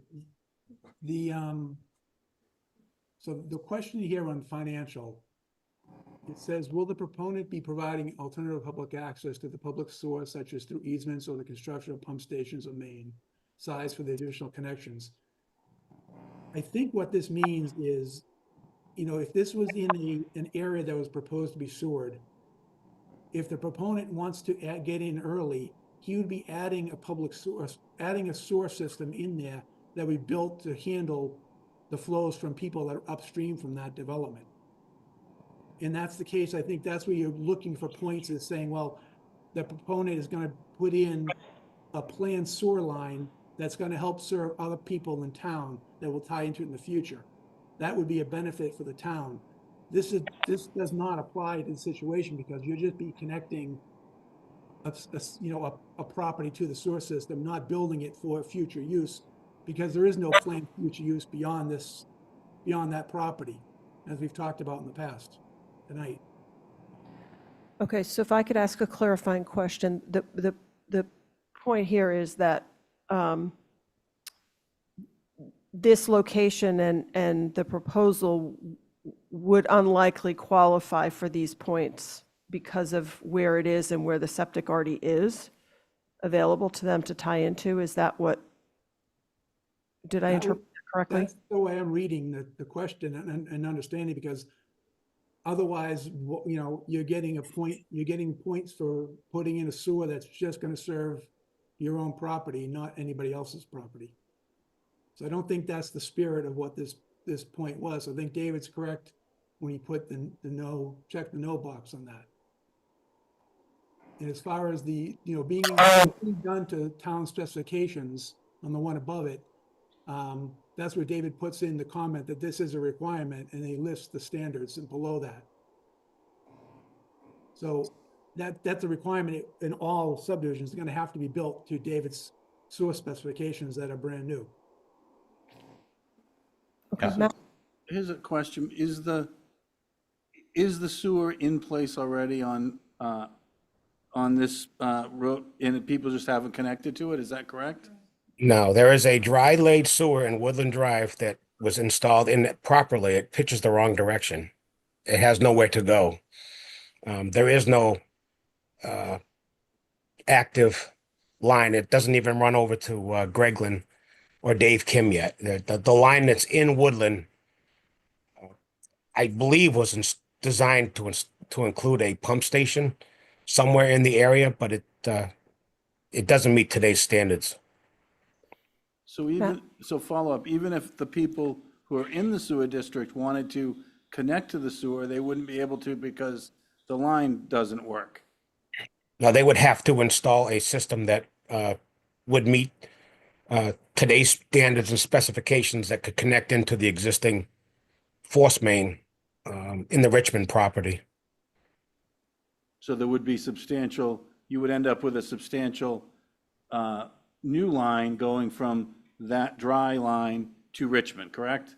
Yeah, they would have to run a line that would serve every lot that it's adjacent to as it passes, and would have to be designed with a future capacity.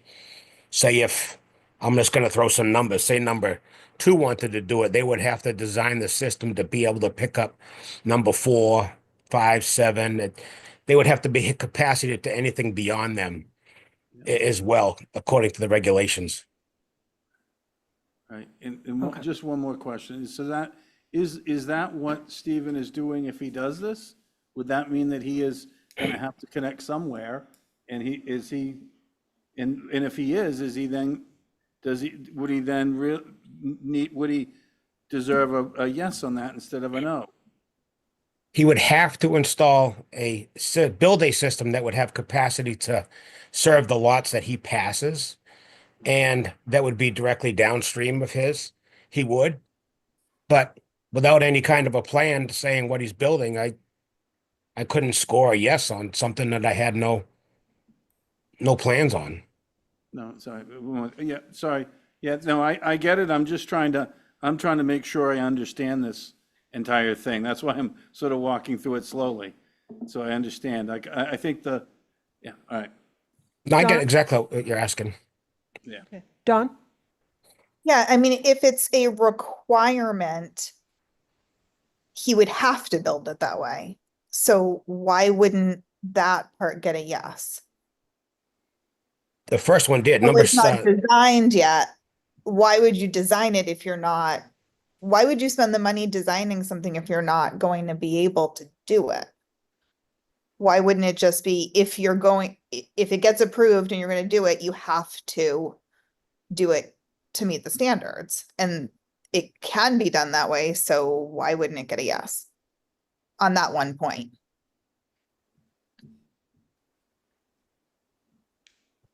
And so he'd have to, the biggest thing was he'd have to provide public access and public sewer. So there's a whole bunch of different other steps from not betterments, dedications to the town, but not without seeing most people that will come to us to propose a sewer extension always provide a plan to us first, so we can at least make sure that meeting the standards that we can approve it. Some recent ones, Butler Road, that was, they submit plans prior to them coming to the next step. So we always usually see plans in advance so we know what we're answering to. Don? So because he didn't understand exactly what you were looking for, should we be putting this off for a little while so he can submit a plan? Even with this being a yes, he still only has 8, and Okay. 9 is still the recommendation. Yeah, no, okay. And there's still no capacity at the facility for these lots. Okay, yeah, that was going to be my question. If this were changed to a yes, what would the score be? And that, you just answered that question, that it still isn't enough to reach the 9 threshold. So talking about it endlessly is kind of moot. Yeah, I'm just wondering, can you go over a little bit why there's not capacity for this relatively small piece of property in the plant? If supposedly there was capacity in case there was water contamination.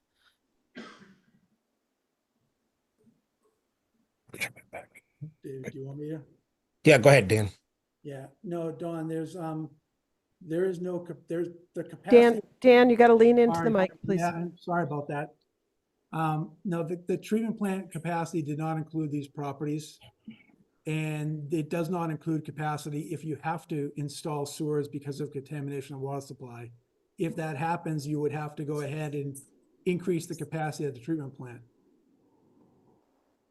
So that was not built for this area to be tied in. Okay, thank you. I appreciate it.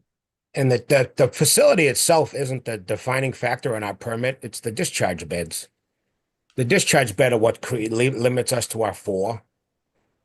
So that's where when we say the Surfside wastewater treatment facility, it's encompassing all of the beds themselves. Just so that just to make that point clear, it's not just the structures themselves, but it does incorporate all the discharge beds. Okay. I'll take Stephen, and then I know Art has a final comment as well. Thank you. There was another point on the checklist which had consistently in several rounds, including going back to special town meeting last year, had been awarded for being in proximity to a resource area. And that point was removed in the latest round. I asked for clarification about that. It wasn't provided. David has just said that I should have gone to the engineers for the Richmond development to get their calculations for the capacity in the pipe that runs between this property and Old South Road. Well, that could have been communicated to me at any point. And I asked the question many times. And in fact, I've got several emails from David suggesting that he would provide the information. And in fact, the information was provided by the engineers to the town as part of its application to connect.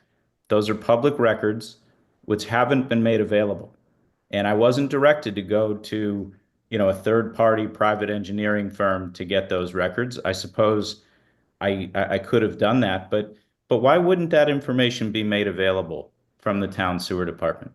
Why are points being taken away for things like proximity to a resource area which had been awarded before? And why aren't questions being answered when they're fairly simple, apparently now, to answer? It's all a confusing process for somebody. And, I don't think I could have been more proactive about trying to seek clarification from David about what he needed. I mean, dating all the way back to June of last year, before the public hearing in July, before the special town meeting, I was asking for meetings. I've been asking for explicitly what he would like to see. And here we are on March 5th, and I'm still learning new information about what it is that he wants to see. And, if this were a project where I was trying to build, mega mansions or something, and the neighborhood didn't want to see it, or I had been hard-headed about the number of dwellings or the number of bedrooms, that might be one thing. But that's not what this is. I'm voluntarily putting restrictions on for affordability, for year-round occupancy, and preferential treatment for town employees and employees of nonprofits. Stephen, that's Yep. really not in the scope of what. It is in the scope, because this is a public resource. This wastewater treatment plant is a public resource. We're spending tens of millions of dollars to put people in homes. And here is a cost-effective way to do just that. And that is part of this plan. You have a point on the checklist about 40A, 40B and 40R zones. We don't even have a 40R zone, but we do have the definition of attainable housing, and that's what this is. It's not a separate issue. Okay. Point taken. All right, Art, and then. Thank you, Madam Chair. I'll just be as brief as possible. Just because this is a different article, I wanted to be sure that my previous comments are known to also hold to this article. And then just very briefly on the 2 points that came up. the dry sewer line in Woodland is a result of your subdivision rules and regulations, and back in it's still actually on the books. It gets waived most of the time now, but they're back in the 70s and 80s when the waivers weren't really granted and you had to do the subdivision to full compliance. They just put in a pipe to meet that criteria on the rules and regs. And that's all that really is.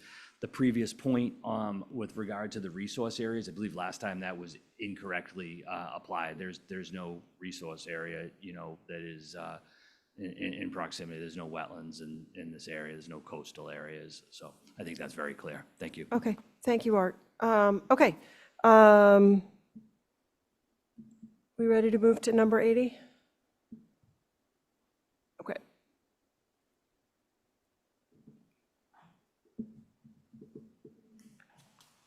David?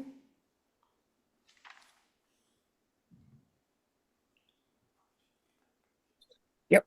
Article 80 is for number 44, Skyline Drive. Just down the street a bit from where we've been talking. Again, this one not in the needs area, not in the WPZ. And the capacities, this parcel and what could be done with this parcel, the capacity was not included in any of the CWMPs or the sewer master plan. And this one even came in with a lower score. Okay. Thanks, David. I just turned my mic off. This is a public hearing. Does anyone want to speak on this article? Questions, comments from the board? Okay, if we're ready, I would accept a motion to close the public hearing. I just have one question. Oh, sure. Yeah, go ahead. If we could go Put your back- mic on. I want to go back to Article 77.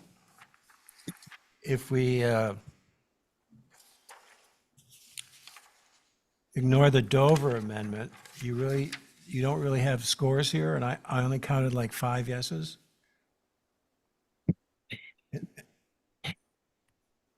Yes, and based off discussions with the plus department and not knowing the legal terms and with the Dover amendment, they had put down a score of NA. But if you score it, I get 5, is that correct? Yes, it still does not meet the 9 It threshold. doesn't meet the criteria. Thank you. It doesn't meet the 9 threshold. Thank you. Okay. Just one other question. We had on that one which was that? That was 77? 77. 77 was, but that was scored to have, that was given a yes for capacity, correct? And then, and is that flowing through the same as 78 and 79? No, different area. Actually, those The same pumps and everything, or are they different? no, totally. That would be totally different. All right. As far as going through like Richmond, et cetera. Right now, these flows do come to the facility, but by pump truck. Gotcha, yeah. Do all septic systems. This is not included in the capacity of the plant. No, this is not complete, correct. Yeah. Yeah. Okay. Okay, so here we are. I move to close the public hearing, Madam Chair. Thank you very much. Do I have a second? Second. Okay, by roll call, Malcolm? Yes. Matt? Yes. Tom? Aye. Dawn? Aye. And the chair votes aye. The public hearing is now closed. Why don't we take these one at a time? Article 76, pleasure of the board. Move to accept the recommendation. Second. By roll call, Matt? Aye. Tom? Aye. Malcolm? Aye. Dawn? Aye. And the chair votes aye. Okay, 77, which is Monahanset, the church property. I'll move to not accept the recommendation. I will second that. Wait. Not move not to recommend. recommend. Yes, that's what Right. he, There you go, thank you. The recommendation was to not recommend, so I Yeah. didn't want to do a double negative. Okay. So move to not recommend by Matt, seconded by Malcolm. By roll call, Matt? Aye. Malcolm? aye. Tom? Aye. Dawn? Aye. And the chair votes aye. Okay, Article 78.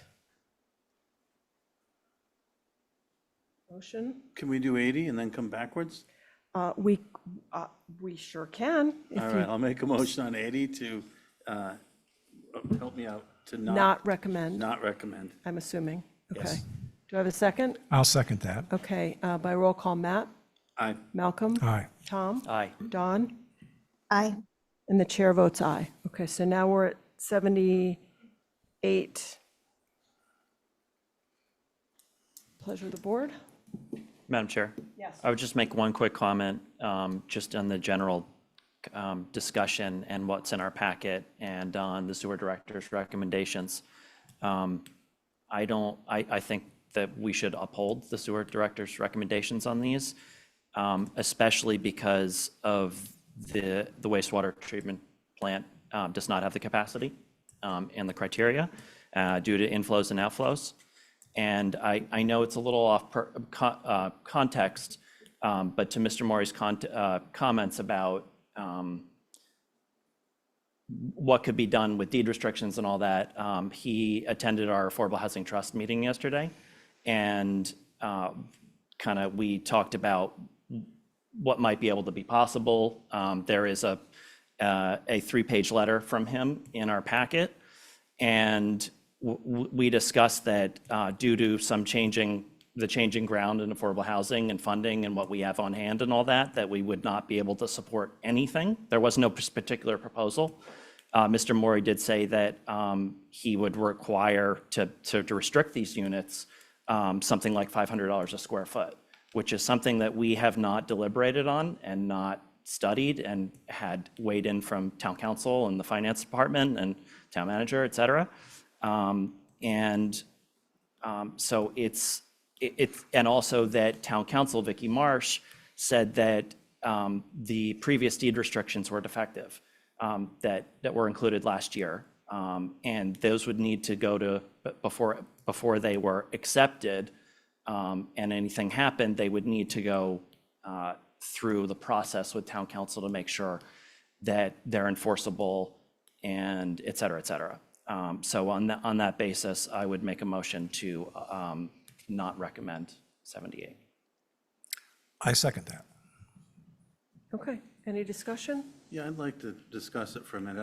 I'm struggling on this a little bit, and sort of, because I think, if I understand it correctly, he's not asking, that's if it was gonna be affordable housing under certain criteria, he would need money.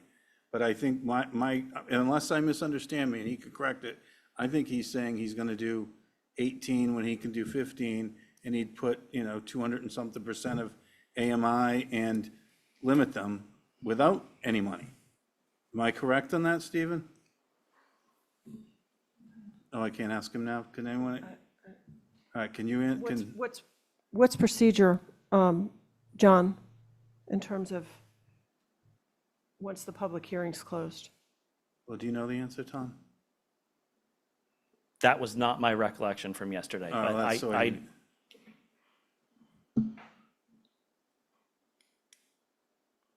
All right, well, I would love to get that answer, but, I'm scoring it at like a 8.5 or a 9.5, depending how I look at it. I think that, I'm giving him a half a point because it's not a 40B or a 40A, but it's it's something that we absolutely need. I like what he's trying to do. I like the scale and the size of the houses. I like that he's listening to the neighbors and he's taken the size of these dwellings down. I think that there's a lot, I would love to see that over here instead of Tacoma or something, that if now that we have 20% inflation due to tariffs, if that dies, I would love to see something like that going over here.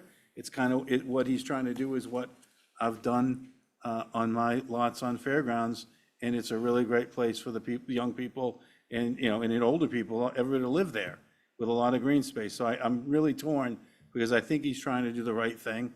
And I think I would love to find some way that the neighbors and he and David could come together. And I think, in my sense, is it's really pretty close, but I could be completely wrong. Madam Chair? I just want to clarify, I totally agree, Matt, and I applaud Mr. Maury for trying to get these, whatever potential units deed restricted, because that's the only way they're going to go to islanders. And I think he has made efforts for that. And again, I think we should all applaud him that. I just don't think it's there yet. So it's a little bit of a red herring. I just see it as a red herring, and I know we're a little outside of the purview here for the sewer commissioners hearing. But since Mr. Maury brought it up and what happened at the trust yesterday, I just wanted to sort of level set that a little bit. Yeah, I mean, to me, the distinction between a 40B development that's being proposed under a set of rules and regulations is very different from this. This is not fully baked. I do also applaud the effort, but we're sort of in this space in between in terms of the application of affordable housing or deed restricted housing to new developments based on new deed restrictions that are brand new, that aren't even fully vetted yet in terms of the legality of them, the enforceability of them. And it's a little bit of a chicken and egg situation, and I think it's unfortunate in that regard. Can I make a comment? I think on that is, it is a chicken and egg, but it's also a 40B. We only get 20 or 25%, whether it's rental or ownership. We're getting, he's offering all of it, if I understand it correctly, at a higher level, which is what which was the level the community keeps saying we need.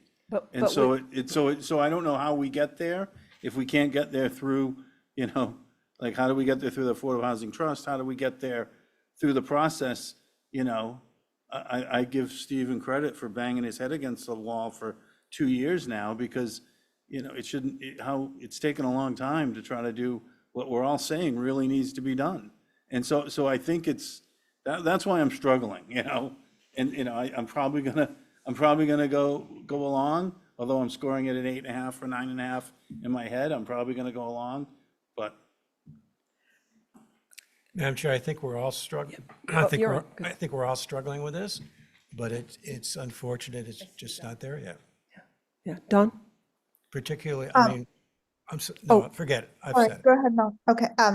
No, I just wanted to say, I think that the effort is really honorable, and it's really unfortunate that this isn't a piece of property that's already serviced by sewer, because it would be a lot more functional.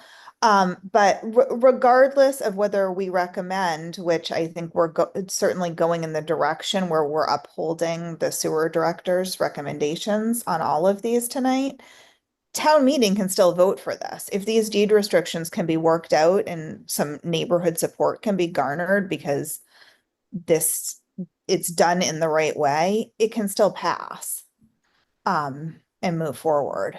And then we still have to figure out the capacity issue. But I do worry about the fact that this is trying to go through all the proper channels, and then 40Bs can just jump over all this stuff, and we have to make capacity for them. So that's just something that's a little bit upsetting to me. But can we change our recommendation? Is there a mechanism to do that before town meeting? If something changed? John? Yep, Madam Chair, certainly the board can vote at a future meeting to reconsider its recommendation, as long as that's prior to town meeting. So one option would be to nail down the details of the restriction, and then the board could look at that and decide if that allows a higher score for this property. So in order for that to happen, John, we really would need to have deed restrictions vetted for me. And that would be my recommendation as well. okay, so I think we should create a runway for that, because I think that my greatest concern is that the tool of the deed restriction is not fully vetted yet. And on a promise to add a deed restriction that we don't know the nature of it, the legality of it, its approval by town council is concerning to me. And I have a hard time giving that bonus of the affordable housing without that. So that's where I stand. David, did you want to, can we take, no, we can't take. Madam, Hang on, John, David, the sewer director's hand is up. At this point, may I take a comment from him? You can take a comment from the sewer director, yes. Okay, David? All right, thank you, Madam Chair. Just remember this, that the capacity is still the issue at the facility. Even with deed restrictions and everything else, these lots, none of these lots were incorporated into the flows. And we are down 3 beds. 3 discharge beds are offline currently. Thank you, David, for that reminder. And for me, I think really there's an analysis that needs to be done, or a reanalysis of the capacity in terms of with some other things that have gone on with properties that won't be developed, either they're required by conservation organization and so forth, but we just don't have that information now. And so, but I do think furthering this conversation about what it means to be supporting housing goals and how it relates to these conversations is something we should work on. Yeah, the other issue that has changed since we've done all these capacities is the state has adopted primary accessory drilling units by right. And so that has to be considered on all of the, all these different properties that had 2 dwellings, we have tertiaries, and now they have accessory dwelling units by right. So all of a sudden, we've got, it won't be a third, but it could be 10%, it could be 15%, who knows? So those things all have to be kind of factored into at some point when we look at this. Okay, all right. So given all that, Tom, Madam Chair, yeah, just make sounded a- like you were ready to make a motion. You already did, have a and motion and a second on the I table. seconded it. Oh, that's right. This was discussion discussion. following. Lost my mind for a minute. May I make a final comment? Sure. I think Dawn made the key point, though, for anybody who might have tuned in late, this has been a lengthy hearing, was that our purview here as the Sewer Commission is if we endorse, instead of it being a 2/3 vote on town meeting, it would be 50% plus 1. So my motion, based on the criteria in our packet and the discussion and the other comments, is really based on that, because as Dawn very rightly pointed out, town meeting will have the final say on whether it's recommended. Okay, so we ready for a vote then on the motion? All right, Tom? Aye. Malcolm? Aye. Matt? Aye. Dawn? Aye. And the chair votes aye. And how about 79? I'd make the same motion. Motion to not recommend from Tom, Second. and seconded by Malcolm. By roll call, Tom? Aye. Malcolm? Aye. Matt? Aye. Dawn? Aye. And the chair votes aye. And my only comment would be, if there's going to be a ramp, how do we make sure that people are able to, sort of participate to have that happen? I think that you said leaving a ramp open for something prior to town meeting. That's what did you mean by that? And is there anything we have to allow town council to talk about it if it's presented, or et cetera, or work with David if there's questions on flow, or et cetera? Is there any, if we're gonna act like if we're gonna sort of not act, if we're gonna say that there's a possibility for that to somebody, how do we ensure that they have the possibility to do it? So I would say that we make town council available to vet the deed restrictions at the very least, so that if that's an argument that the proponent wants to make to garner a 2/3 vote at town meeting, that Mr. Morey can make that argument with some teeth behind it.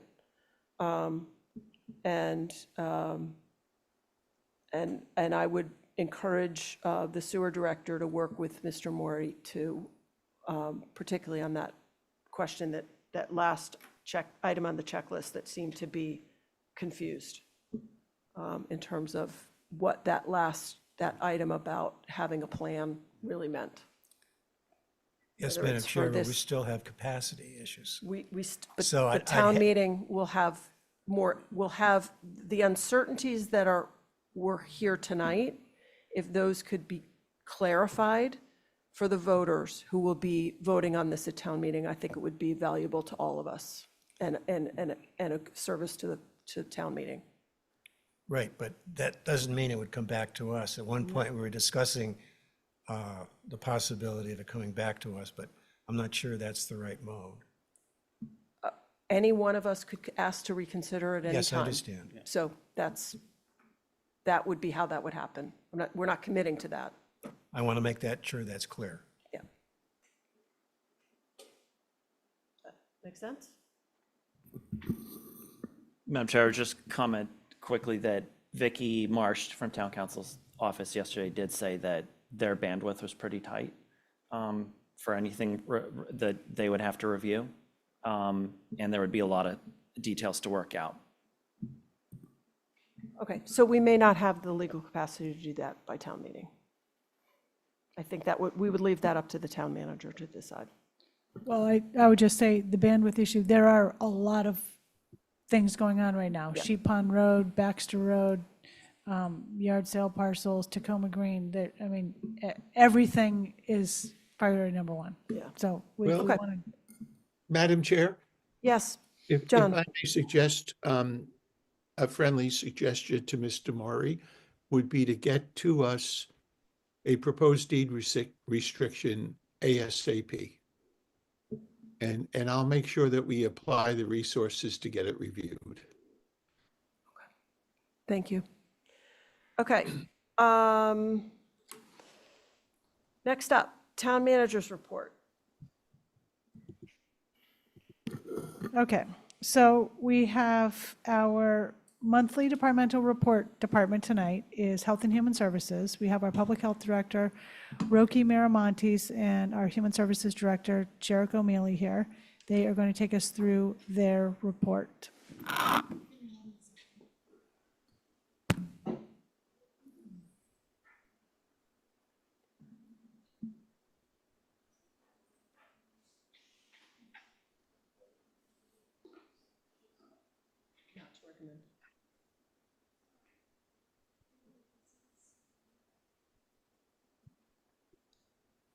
Good evening, Rocky Marmontes, Public Health Director for the town, joined by Jericho Mealy, Human Services Director, and together it is our pleasure to provide a departmental report for Health and Human Services.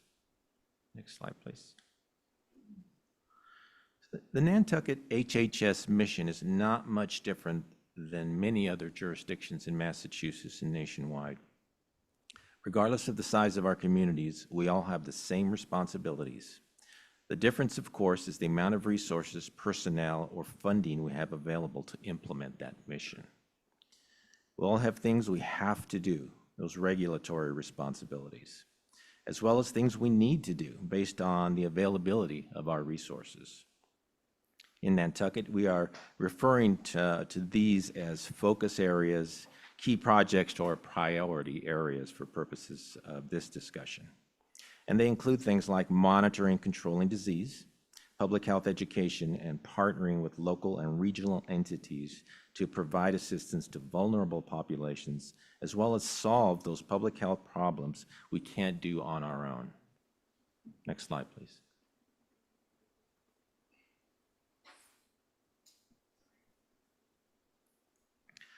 Once separate entities, Health and Human Services is now under one umbrella, as this demonstrated with this graphic. And we are probably one of the smaller town departments with 15 current positions. And the only position that contains multiple individuals is that of the inspector, where we have 4. And one of those positions is vacant in the process of being hired. Next slide, please. The HHS budget in both payroll and operating expenses have remained consistent over the past 3 years. And our budget is projected to be slightly lower in fiscal year 26. And just send it over to Jericho for the next few slides. Yeah, yeah. Here you go. So this slide details the regulatory roles performed by Health and Human Services. It's primarily on the health department side. It involves all permitting of the establishments and components listed there. Special highlights include the restaurant and food services, where every restaurant is inspected at least once a year. Summer camp oversight and monitoring, and making sure that those remain consistent with the changing state guidelines, as well as septic and home inspections for housing code. We do a variety of inspections. Home inspections are primarily done during construction or during complaint, as well as the short-term rental oversight for both for tax and registration purposes. We also conduct regular beach sampling over the course of the summer at a number of pre-identified beaches, and then there'll be follow-up monitoring should any of them fail. And then we are, of course, the Board of Health agents for the town, with all of the various powers and responsibilities granted by that title. Next slide, please.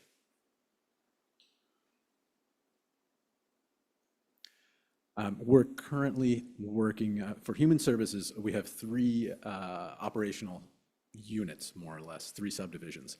The Human Services Division, which is headquartered in the 131 Pleasant, provides and administers for all local grant operations, the Contract Review Committee, well, all human service grant operations, the Contract Review Committee, and also manages relationships between nonprofit agencies, as well as coordination with the state on human service matters. We also have the Elder Services Subdivision. The Saltmarsh Senior Center is the headquarters of that area. It's run by Stewart. And then we have a ton of activities going on there, including congregate lunch programs that are done in partnership with a variety of different people. And then we have vision, we have hearing, we have a number of different senior-facing services that take place there as well. And then that is also the headquarters for the Nantucket Center for Elder Affairs, which is the nonprofit that does senior-facing services as well. Then we have Veteran Services, where we just hired a replacement. For the previous agent, they're headquartered out at the VFW facility on Newtown Road. Next slide, please.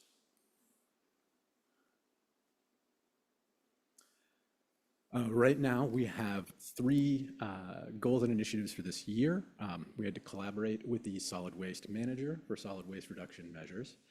This has been part of the process for monitoring the single-use plastics ban, has been coordinating with different organizations on the island, most notably Stop and Shop, on their packaging to make sure that it is in compliance with the single-use plastics ban. Then we also worked pretty hard on the implementation of the short-term rental regulations with the deployment of a variety of technological solutions with a pretty significant increase in the number of registrations over into the fall. I believe the number for that is in around 700 at last count. Then finally, the major goal of this year has been to expand public health nursing services, and we are looking to expand into some other childhood vaccination areas in collaboration with the Vaccines for Kid program at the state. Right now, we're hoping to add at least one additional category of vaccines, which is probably notable for the news at the moment. And then we can go to the next slide. So currently, we're working to align the health and human services activities with the town's strategic plan. We are working on the healthy and vibrant community subcategory. Some notable programs in that have been the full health and human services grant process review, recently done by Raf Tellis. We had also are now in the process of soliciting bids for a community-wide needs assessment, which we will hopefully be starting this summer and then getting some output from, hopefully in time for next year's grant process. We have also done a number of different attempts to expand our tick-borne illness program. Most recently, we've had some meetings with a variety of experts to work on improving the tick monitoring on Nantucket, as well as expanding on the outreach and surveillance of a variety of new species of ticks on the island. And then we are hoping to participate in a couple of expanding and interesting tick-borne illness studies, which are coming to this area. We can go to the next slide if you'd like. And then the accomplishments, I'll take the first one, which is to expand public nursing. This year we did a significant expansion of our relationship with the Visiting Nurses Association. They did a huge amount of work all around the island, including everything from case management to a variety of vaccine clinics for both flu and COVID. We're doing everything from on-site visits, and we're extremely happy to be working with them. They're really expanding the amount of services we can provide to island residents and their scope as well. We've included public health nurses in both our house, a local youth nonprofit, to do both some health checks as well as behavioral health work. And then we also have a public health nurse who's doing regular checkups down at the Salt Marsh Senior Center. That has been also expanding our role in what's called gatekeeper trainings, the most notable of which is QPR, which is a question, persuade, and refer certification designed to assist people in behavioral health crises. We're widely expanding that program now. We've just managed to add about 20 new teachers for that. We're hopefully going to be taking that education to everyone who wants it and everyone who may not know that they want it. Additionally, we've greatly expanded a lot of the disease monitoring that we do in collaboration with the Inter-Island Public Health Excellence Work Group.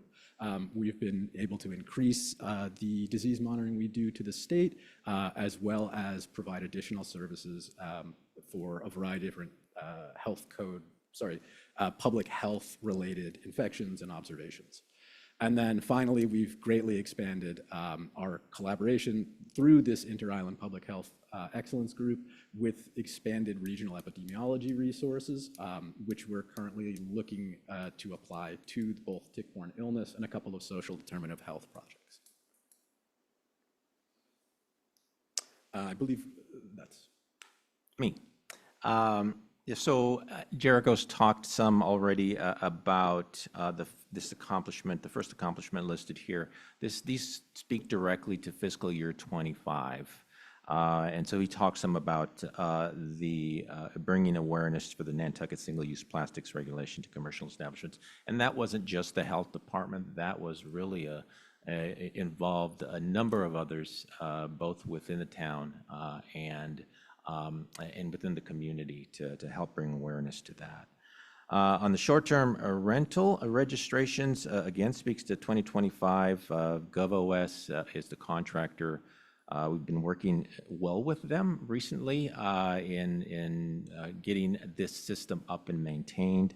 One of the important things that we did, which we're getting a lot of questions on, is frequently asked questions and updating that document online, which helped address some of the ambiguity around the entire process. And I think Jericho and I should have shared notes as far as the numbers. The actual number today, this slide was done last week. The number today is 911. So it has been going up steadily. It went up a lot in November, December, and probably the first half of January. It's gone up steadily since then. I would say 10 to 15 or so a week. And as we get closer to the season, we think we're seeing more property owners registering their property as a short-term rental if it applies. And we've really gotten some help from the realtors in town who list short-term rentals, who are really asking for that permit, the town permit, before they list their property. So that's been very helpful to this entire registration process. And so that's where we stand right now. Enforcement, we previously deferred it to a later date. So I'll talk a little bit about the EIR that we are requesting that will have a role in that enforcement action or compliance goal that we have for the database and for short-term rentals on the island. The other accomplishment there is expanded and combined influenza COVID vaccine clinics on the island. So we've had 6 clinics in 2023, and that equaled the 1,195 persons that were vaccinated. There was some cuts in funding. This was a state paid for objective or program where they brought contractors from off island onto the island. And we were only able to get 2 clinics in 2024, and that represented 650 persons that were vaccinated for a total of 1,065 total doses. So that's both COVID and or flu. And now the flu total for the island, now this is using a state database, the Massachusetts Immunization Information System. It collects it by address. So everybody that has had a flu vaccine, which is the number that I have here, was captured based on their Nantucket address, and there were 4,217 total. So now, if you believe the total from the census numbers of about 14,500 or so year-round residents, that's about a 29% penetration for flu vaccine.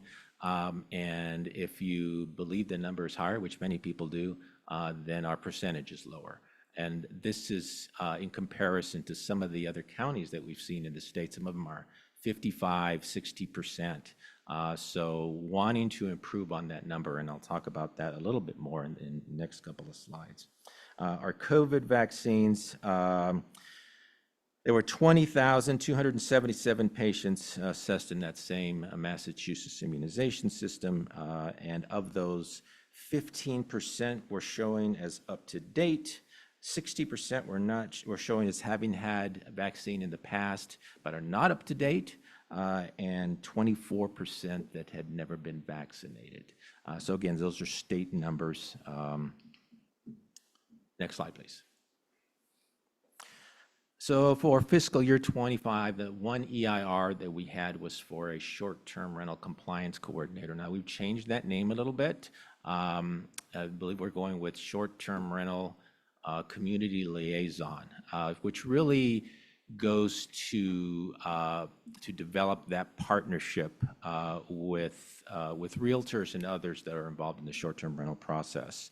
That position would maintain the current system and collect new registrations, look at registration compliance, is that compliance word, among short-term rental owners, and continue to develop and maintain those relationships with community partners that work directly with short-term rentals on the island. And we have no capital expenditure requests.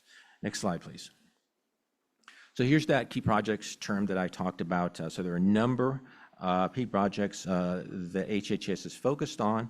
PFAS is not only for us, but other town staff and consultants that have proactively been working to address this issue on the island and have moved Nantucket well beyond many other jurisdictions in trying to understand the problem and work with in sharing that information with the community.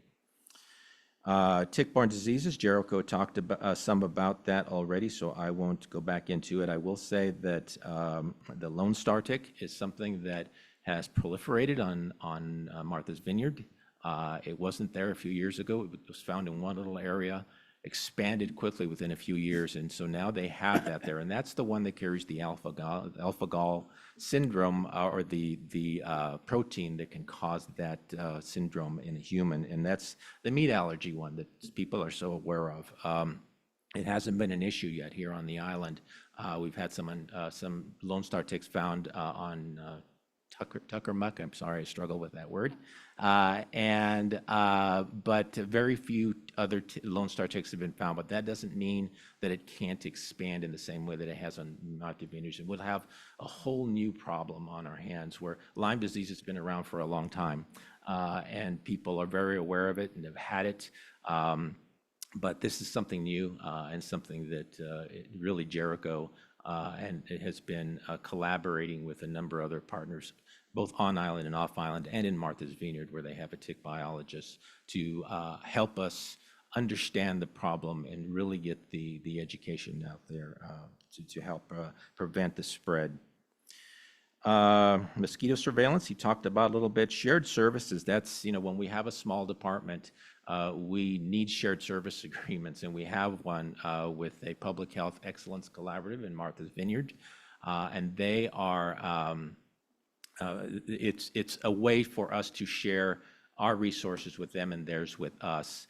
Because if we do have a big problem, things like an infectious disease, it wouldn't take many tuberculosis cases, for instance, to really overwhelm our system, and needing to be able to share services is to address those types of issues. Improved vaccine coverage, I think we can do better. We want to do better. We want to understand how to do better. The QPR teacher training is on a key project that Jericho mentioned already, behavioral health training he mentioned as well, and the community needs assessment, which is in the works for fiscal year, the next fiscal year, or this fiscal and next year fiscal year, and all of these are key projects. Next slide, please. And just briefly, some of the challenges, disease data access. I think we're always a little bit behind the 8 ball there because we don't see things like, we don't have the ability to see things like emergency room discharge data.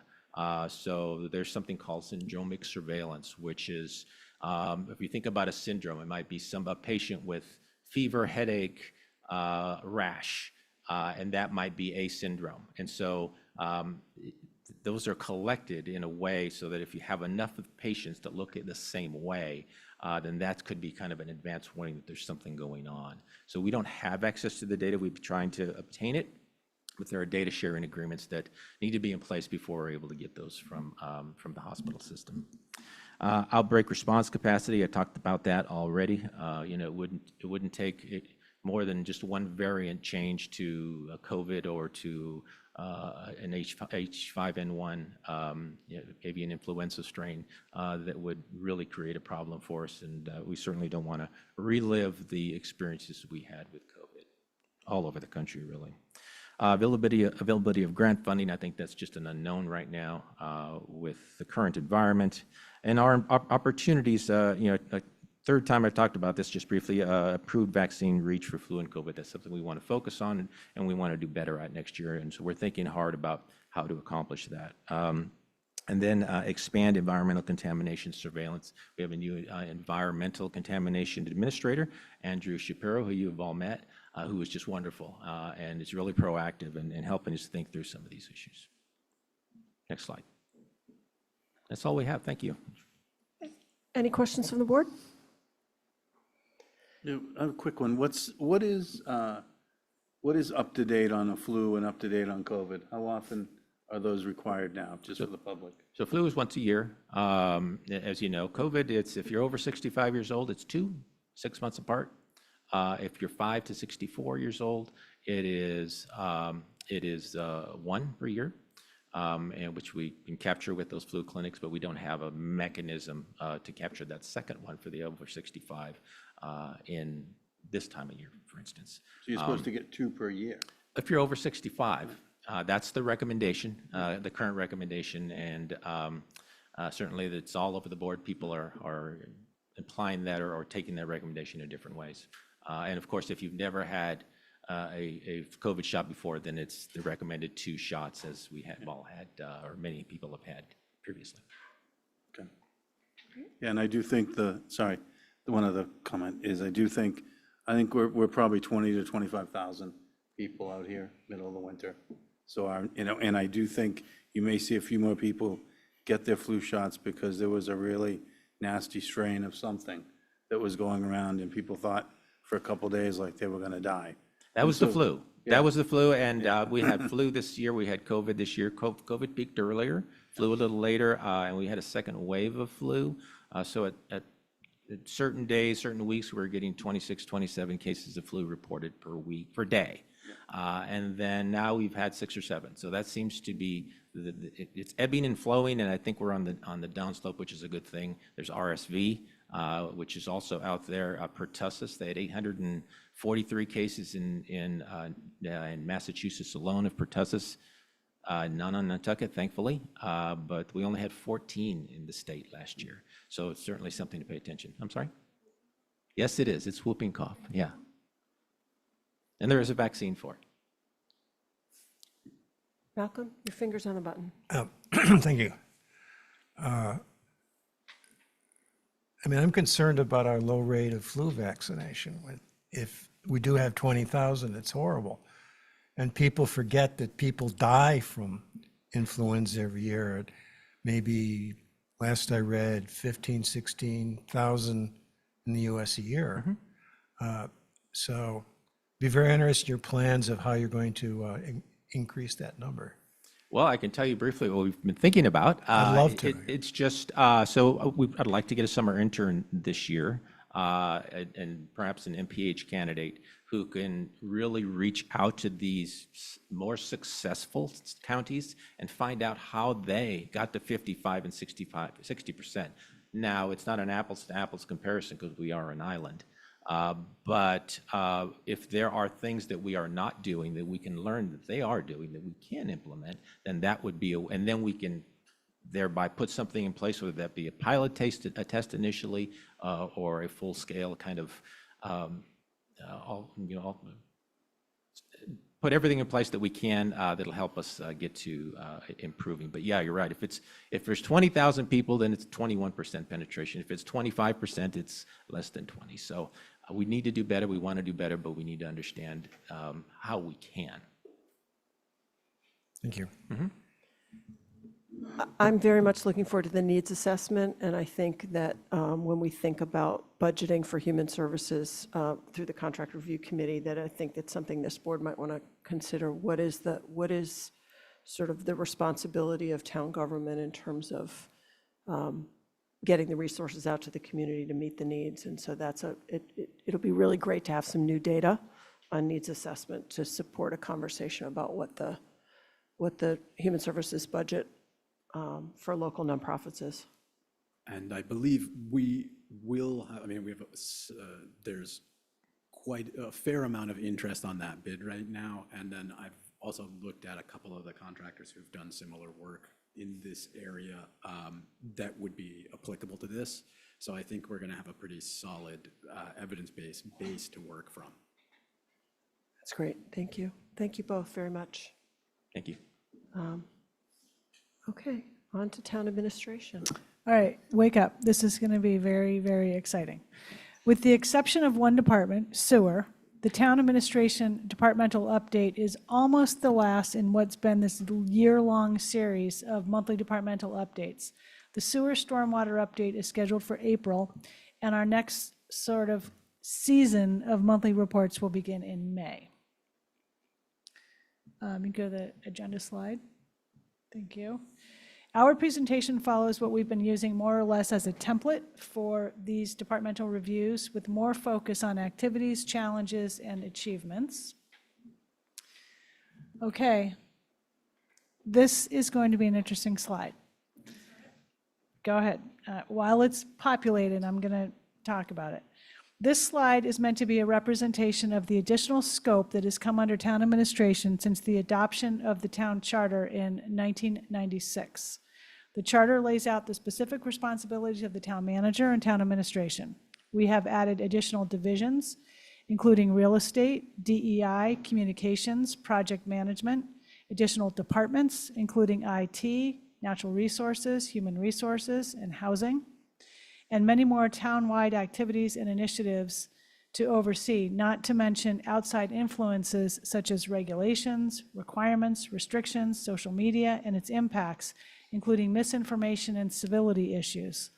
We have emerging matters beyond our control that must be addressed, including PFAS, climate change, sea level rise, public records requests. It's a challenging time, and it's difficult to quickly adapt and adjust and keep up with staffing and securing the resources needed to address complex and/or unexpected issues that require immediate attention. We had one over the weekend, the lightning strike on the turbine.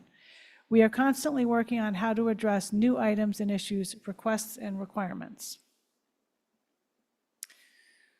Okay, yep, our current org chart shown here shows the divisions in the immediate scope of town administration. I'm not really going to spend a lot of time on the org chart.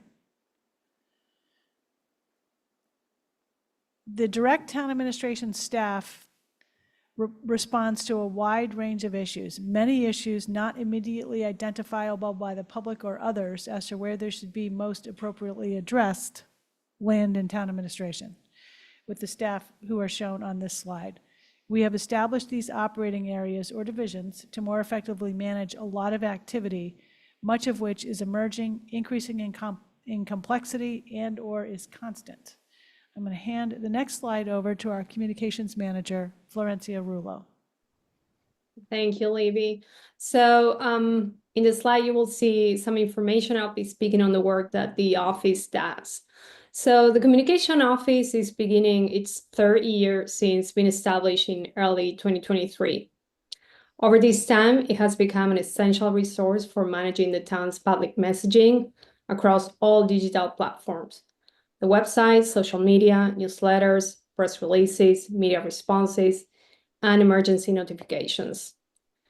As the information in the slide shows, engagement across all communication channels has significantly increased, and these numbers are for the last 365 days. So it continues growing day by day. Social media interactions and followers continue rising, reflecting the community's growing preference for digital platforms.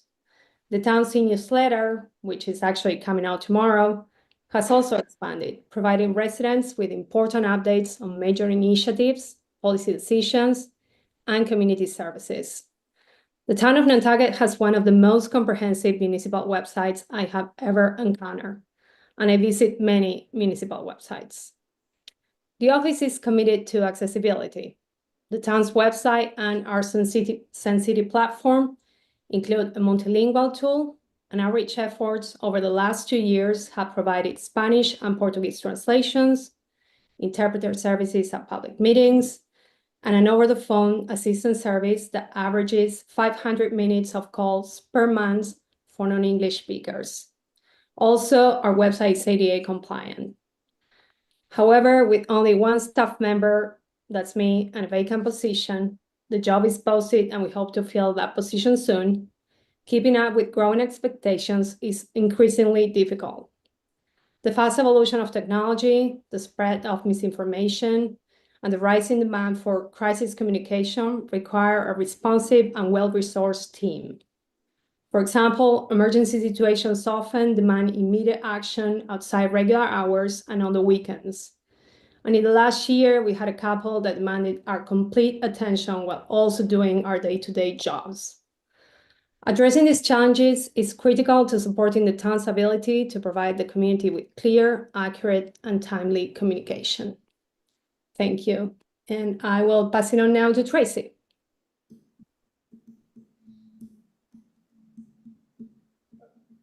Tracy, you're muted. Sorry. Thank you, Florencia. The real estate division works in conjunction with the town departments, general public, local attorneys, and town council on a variety of real estate matters related to town and county-owned land, public roadways, bike paths, and sidewalks, and the legal requirements and procedures for both municipal projects and citizen requests. There is a constant flow of inquiries and requests from the public, and we are often answering their questions and conducting research when private property intersects with public property. As part of our responsibilities, we manage leases and licenses and new requests. This can include intergovernmental leases, long-term ground leases, leases or license for municipal employee housing, and licenses for temporary construction or encroachment resolutions. Our goal is to create an inventory and term sheet for all the leases and licenses and application procedures for citizen requests. We also would like to develop an outreach plan for encroachments, including working with Communications Division to create a video on do's and don'ts and educate the public on the town's encroachment policy to hopefully reduce the volume of hedges, stakes, fences, and rocks in the public layout. We work with the DPW through the Click and Fix app to address these issues as well as more serious offenses, and it requires a large staff commitment of time and follow-up. Everything related to municipal real estate generally requires warrant articles and authority through the town charter. This year, the town's put forth 7 real estate articles for authorization, mostly related to granting easements in connection with municipal projects. We also have an ongoing list of previous meeting approvals that we're working through to complete. Real estate also facilitates the yard sale program. The yard sale process from start to finish can take years and requires multiple steps and careful tracking and communication with those involved. In 2024, we worked on educating and responding to those who have been waiting in the queue for years, organizing files in order of priority, and began to create an application procedure and system to track the progress of the program. We work with town council to manage land court related issues and in coordination with local attorneys and the real estate assessment committee to move these sales towards completion. Many have complicated title issues which take time to resolve. Last year, 7 transactions were presented to the select board for approval and conveyance. The program generated approximately $54,000 in revenue, and we hope to double that in 2025. A large part of the work we do involves takings by eminent domain for roadways or easement purposes in connection with municipal projects such as bike paths, roadway improvements, sewer or drainage projects. We work with all the town departments, project teams, and town staff in countless hours of planning, title research, and document review to bring the matter forward, like the county easement taking for the Surfside Road Transportation project I presented last month. We are also collaborating closely with the Housing Office with research, consultation for municipal employee housing, and acquisitions of properties for housing, related procurement, like the new municipal dorm and Tacoma Green projects on Waite Drive. We also support the goals of Affordable Housing Trust with its various programs, housing production plan, and overall goal for safe harbor. And last but not least, we often work in partnership with other organizations on matters like mitigation for future projects and various conveyances. With significant coastal erosion issues, we are working on several matters that require complicated solutions involving mitigations and negotiations for easements. For instance, like Baxter Road and Sheep Pond Road. There is never a break in the action, and I'm grateful to welcome the new second real estate specialist, Bob Ostrowski, to help work through outstanding matters and help create procedures and applications and systems related to the town real estate. Thank you, and I'd like to pass it on to Kevin Manuel, the project manager. Thanks, Tracy.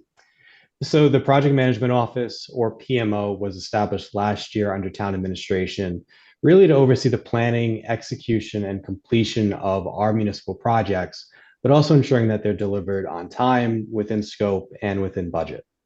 Now, the team coordinates project activities across town departments and offices, but also with external organizations in order to monitor project progress, manage risks and issues, but also provide strategic direction and guidance to the town's department leaders when it comes to core project management principles, processes, or policies, all that'll help us get or achieve what it is we want to achieve or get done. Now, currently, the PMO team is involved in or leading several projects across a few different town departments. Some of them include our seasonal workforce housing project, which is located on Waite Drive. This is a dormitory-style facility that's going to allow the town to house up to 50 seasonal employees from our marine department, and that project is on schedule to open at the end of this May. Our town is also actively involved in the town's PFAS remediation efforts. We've been coordinating with state DEP on their investigation efforts, but also supporting the Health and Human Services team in the development of the town's mitigation strategies and policies. At the end of this past year, we undertook an effort to survey and assess 4 municipal parking lots across town in order to provide recommendations on improvements that could be made in terms of overall configuration, traffic flow, stormwater management, as well as some other design and functionality areas. Just last month, we kicked off our Somerset Needs Area Sewer Extension Project in the area of Bartlett Road and Somerset Lane. You may have actually seen the notice that went out today on several of the town's social media platforms, but we are on schedule to begin our site survey work next week. Over the last 6 months, our team has also been involved in continuously searching for and vetting multiple types of project management tools and resources that we could potentially implement internally in order to improve project planning, communication, execution across the board. And we hope to have our first batch of recommendations submitted to leadership this month. Additionally, the PMO team has taken over leading the town's document digitization efforts, or eDocs project, and we're currently working with our planning and land use department to prepare for and complete the scanning and digital storage of all documents currently being maintained and stored in the Plus warehouse.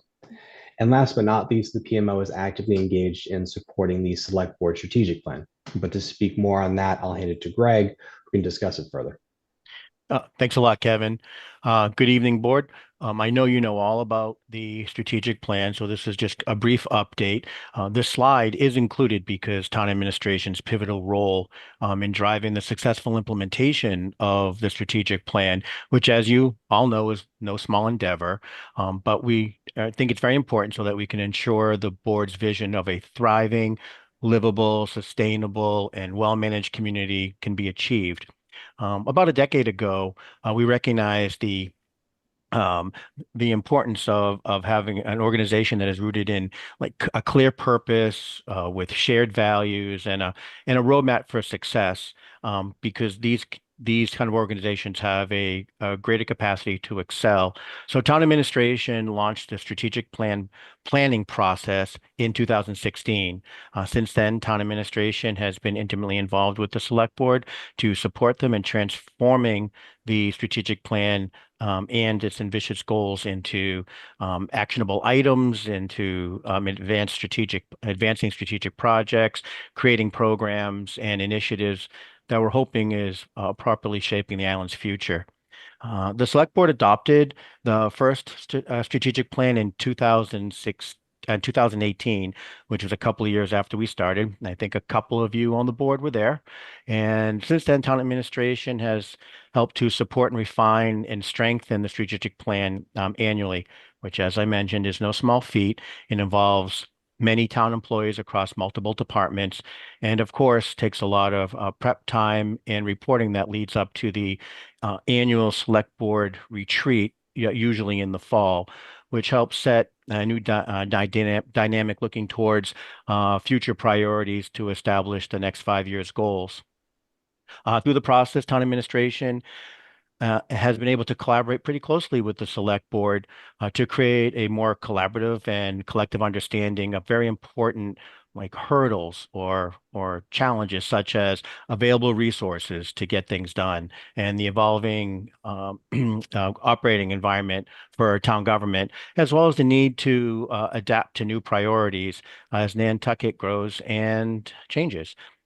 As a reminder, there are 5 focus areas that are grounded with our commitment for sustainability. And the 5 focus areas are housing, transportation, environmental leadership, effective and efficient town operations, and healthy environment communities. So within this framework, the town currently pursues 19 distinct goals that are supported by over 60 initiatives overseen by town administration. However, none of this would be possible without a commitment and dedication of multiple staff throughout the town, specifically the 5 focus area leaders, as well as town employees who tackle these goals and initiatives daily. Special shout out to Housing Director Christy Farentella, who leads the housing focus area, DPW Director Drew Patnode, who leads transportation, Natural Resources Director Jeff Carlson, who leads environment, Assistant Town Manager Rick Sears, who leads the effective and efficient town operations, and a really special recognition to the Human Services Director Jericho Melee, who just spoke recently, who stepped up in the absence of a public health director to help lead the Healthy Environment Communities focus area. I had a little bit to do with it, but he really knew what was going on. So special shout out and thanks to all of them. Town administration refers to the strategic plan in its 5 focus areas, specifically the goals, regularly. We do it to help support our day-to-day operations, for our budgeting purposes, helping to weigh the value of and importance of very costly and important capital projects. And we believe that many of the goals and initiatives have been successfully integrated into towns' operations, which demonstrates the effectiveness and the value of our strategic approach. Last year, during the annual retreat, the select board with town administration worked on identifying organizational values for the entire town that helps permeate the strategic plan. As a reminder, those 5 organizational values are customer service, compassion, integrity, accountability, and stewardship. There was quite a bit of discussion and a lot of going back and forth to refine these 5 areas, but it was a very successful and worthwhile endeavor. So we hope that these organizational values that we have helped to craft and inspire a culture of excellence throughout the organization. So town administration remains committed to being involved with the strategic planning and moving it forward throughout the future. The strategic plan can be found on the town's website off of the homepage at the menu at the very top, simply title strategic plan. So we encourage the public to look at it frequently. And I'm now going to hand this over to Rick Sears to address additional key projects that town administration is involved with. Thanks, Greg. So the project management offices allowed us to have internal project management on a number of projects, of which you saw the 7 on 2 slides back, and it's been game changing. However, those resources are limited, and the projects on this page do not have internal project management resources. Yes, some have owners, project managers, but that still requires considerable internal oversight. The new Our Island Home is a really good example where we have an OPM, yet the town manager has been required to spend literally hundreds of hours on the project, and several other staff are also involved. And the new DPW facility is not very different, nor are most of the projects that you see on this page. And then over in the bottom right-hand corner, there are the projects that just land upon us. We have no way of knowing they're even on the horizon. The NOAA speed vessel restriction came up unexpectedly in the spring and required immediate and substantial involvement by town administration. I doubt I need to elaborate any further on how much time the turbine blade failure has required of so many people. In town administration alone, it's required town manager, the communications manager, and both assistant town managers to drop many routine and project-related activities to dedicate what I'll call an alarming amount of time to this event. So there's a lot of projects, and they require a lot of time, and they create a lot of distractions. But nevertheless, town administration has made good progress in many areas, and to share some of those achievements, I'm going to turn it back to the town manager. Thank you, Rick. Despite the challenges of recruitment and retention, especially with higher level staff, we have been able to hire several key senior staff over the last 18 to 24 months, including police chief, public health director, housing director, and public works director. And not just in the last 24 months, over the last several years, we have been able to hire other key staff in departments and divisions such as IT, Park and Rec, Public Works, HR, Natural Resources, Health, and actually many departments. These staff people are working very hard to execute long-standing projects and tackle emerging trends. The housing and real estate offices have been reorganized with additional staff. The project management office is set up and addressing numerous projects. Much of this has been accomplished with compensation adjustments commensurate with Nantucket's high cost of living, the provision of town employee housing, and a growing program for remote and hybrid staff.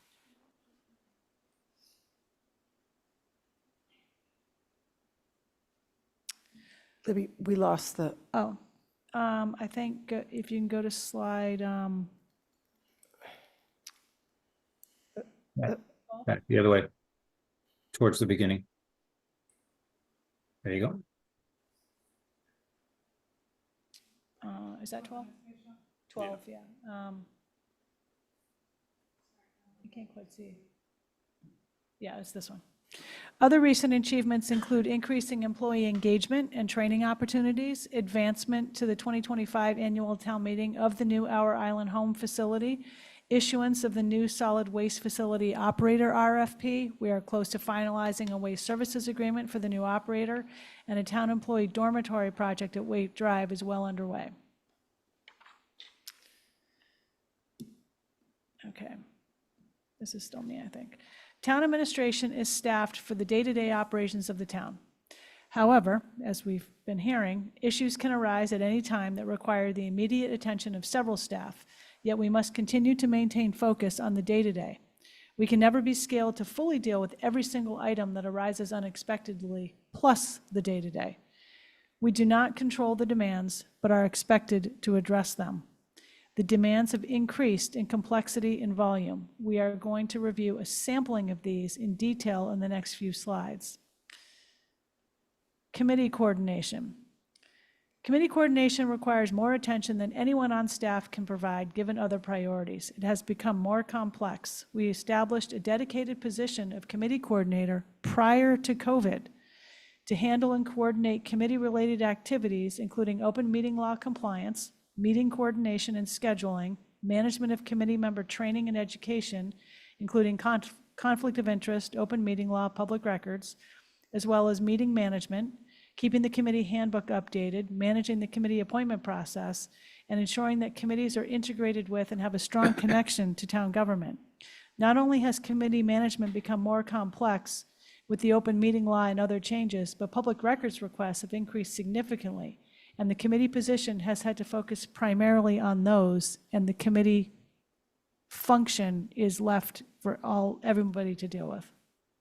I'm going to turn over the next challenge to Rick. So public records requests. Public records requests have increased sixfold since 2017 for town administration. That's the public records that we process out of town administration.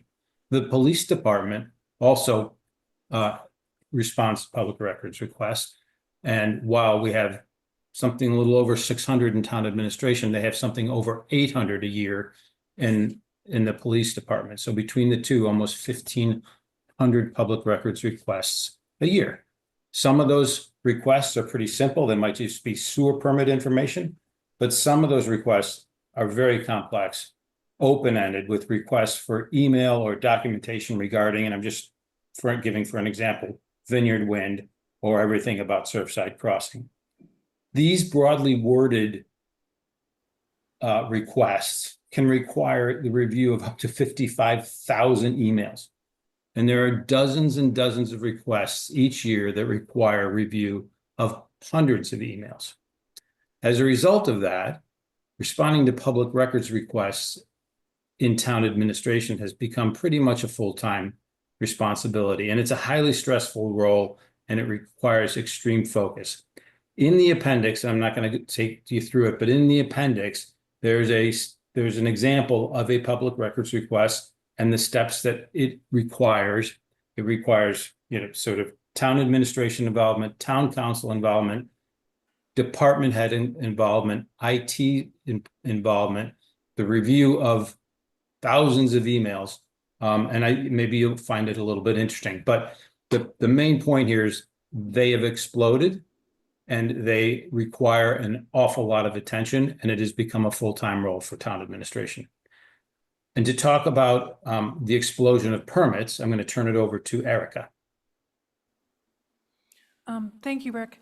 Town administration reviews and authorizes the following permits: over-the-road permits, which are primarily for recycled house moves and modular moves, but sometimes they're for a boat, or when National Grid brought those huge batteries over, we had to permit those, as well as street and sidewalk blocking permits.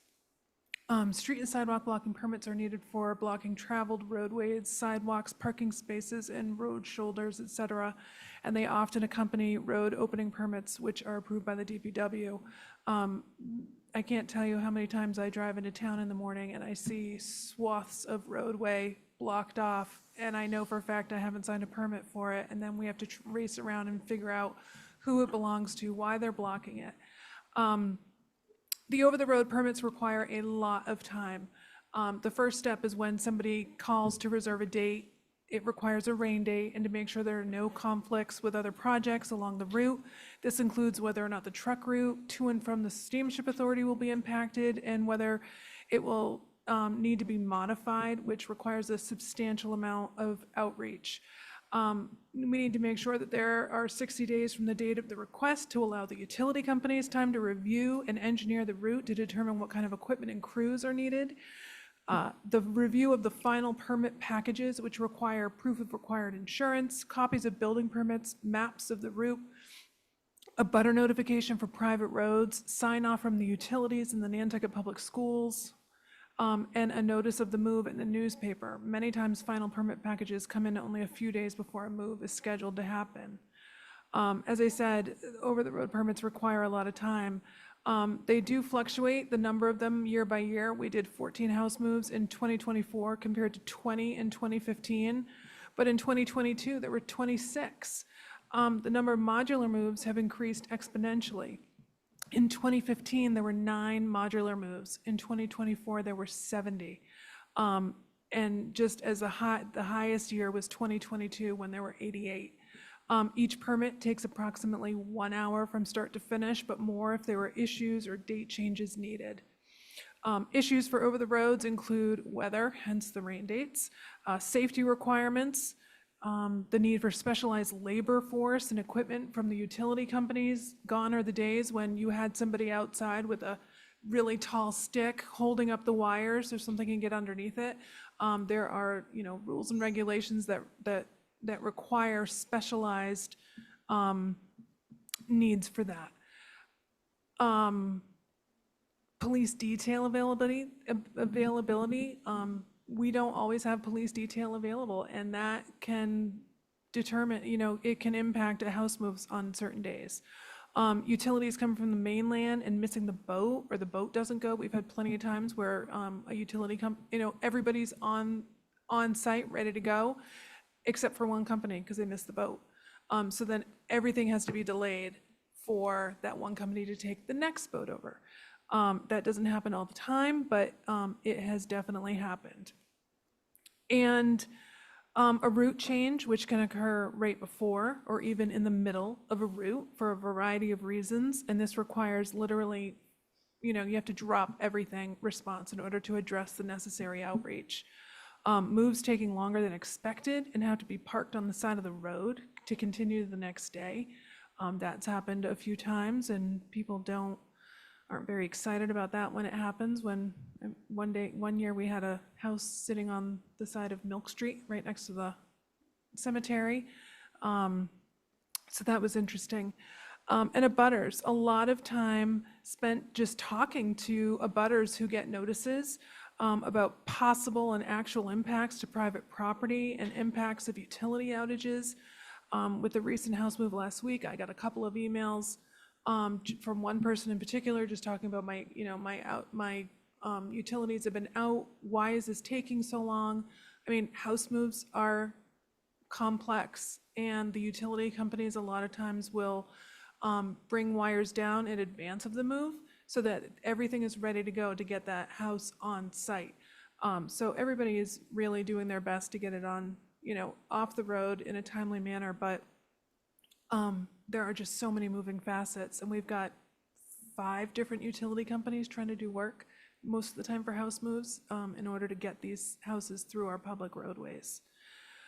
Blocking permits for street and sidewalks. Basically any part of the town or county road layout, which is much larger than the traveled roadway.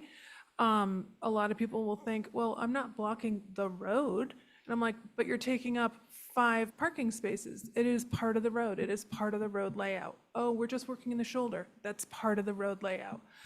So there's a lot of education that has to go along with that and what permits are required.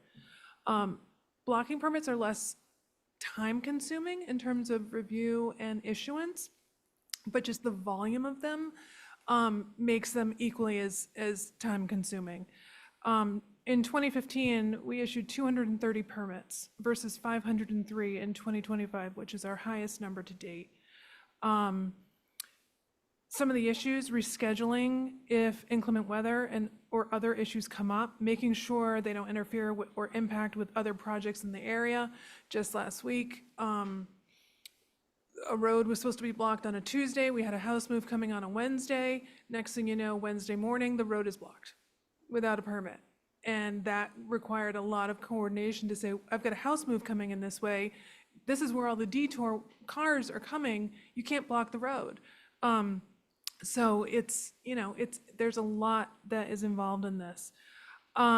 Traffic management and coordination is a big part of blockings. This also includes whether or not the truck route to and from the steamship will be impacted and will need to be modified.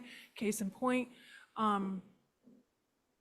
we're not modifying the truck route, but tonight you issued a noise bylaw waiver, so we wouldn't have to block off the truck route and use the reverse truck route.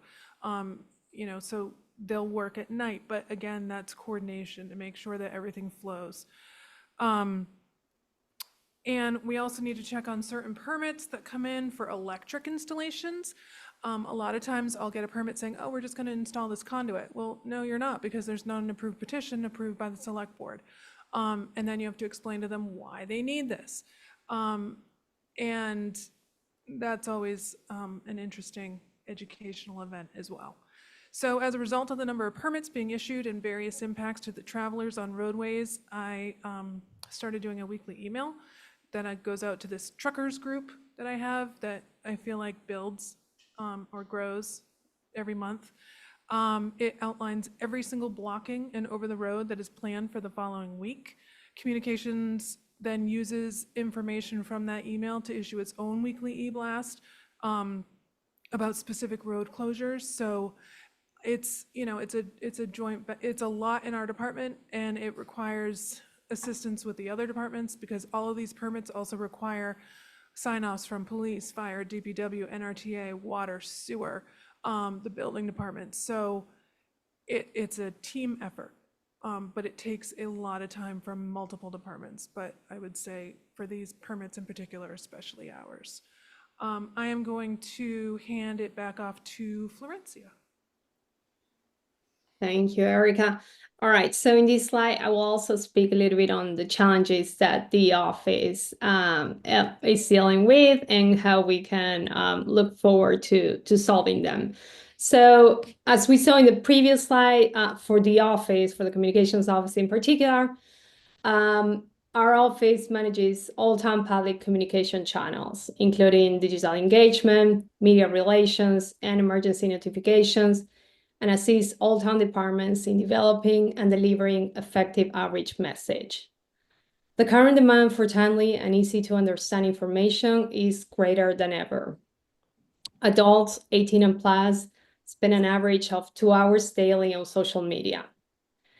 In a recent town survey, the community survey that we just closed a couple months ago, 67% of Nantucket residents said they prefer receiving news through these platforms, social media platforms, X, Facebook, and Instagram mainly. The need for responses with a fast turnaround, media inquiries, the rising crisis, the evolving technology, and the spread of misinformation all add to the challenge of managing the growing communications demands. As digital communications becomes the primary method for residents to receive information, providing the office with proper support is key to its success. This support will help the town stay connected with the community, respond effectively to issues, and share information clearly and consistently. There are several ways to improve the work we do. Implementing a more structured approach to public outreach using advanced communication tools and streamlining workflows will improve effectiveness. Maintaining consistency in branding and exploring AI tools can also help strengthen communication with the public and with the media as well. Expanding staff capacity and resources is also essential to meeting the growing demands for public outreach, digital communication, crisis response, and multilingual engagement as well. Additionally, the expansion would improve our ability to analyze data and better understand community needs. That's something that currently we are not doing as much as we should. We carried many surveys over the last few years, and there's great data there that we are still not able to fully understand because of lack of resources. So in 2024, we developed a strategic communications plan with input from both the community and town departments. This plan outlines steps to improve public outreach, strengthen internal coordination between the town administration office and the different divisions, but also the town departments. This plan outlines steps to improve public outreach, strengthen internal coordination, as I said, and increase transparency. So we expect that implementing this plan will help address many of our current challenges. And now I'm going to hand it out to Rick, actually. Thanks, Florencia. So we wanted to highlight again the challenge of the capital collision projects. Back in September of 23, we first came to you along with the finance department to share with you what we feel are sort of two discrete collisions or challenges. There's a financial challenge where large sums of money will be required to maintain and improve island-wide assets. The other challenge is the execution challenge, where many large and complex projects simultaneously compete for limited non-financial resources, so staff capacity or scarce building materials or unknown aspects of the project and emerging critical capital projects that we might not otherwise have seen on the horizon. Currently, there's more than 24 major capital projects in the 10-year capital improvement plan, including, and none of these are funded, our island home, employee housing, and the new DPW campus. The financial impact of the collision could require funding of as much as $800 million over the next 10 years. And that number has not been updated since September of 2023. So it's probably a number closer to $1 billion. And when combined with prior authorizations, the town's AAA rating could be at risk, leading to higher borrowing costs, higher project costs, and higher property taxes. The execution impact of these collision projects is going to require strong discipline, difficult choices to be made, and some trade-offs. And I think the scope and complexity of the CIP should be pretty concerning. A further sample of colliding projects includes the Somerset Needs Area Sewer Project, the Parks and Rec Master Plan, the Baxter Road Alternative Access Plan, a new senior center. Also in the SIP, there's the construction of a new school, a new central municipal facility, and a new Sconset Fire Station. Those three together total in excess of $200 million. And then, of course, there's the maybe unknown projects that we need to contend with, such as what's the scope of PFAS remediation? What recommendations might be coming out of the Coastal Resiliency Plan or out of that hazard mitigation plan? Are we going to have an intermodal transportation center and the myriad transportation projects on the horizon? I think a point here is that the amount of town administration and finance staff resources required to successfully navigate our way through this collision, it's pretty difficult to forecast, but it is substantial. And we just wanted to make sure that we could reshare this capital collision challenge with you. And with that, I'll hand it back to Greg.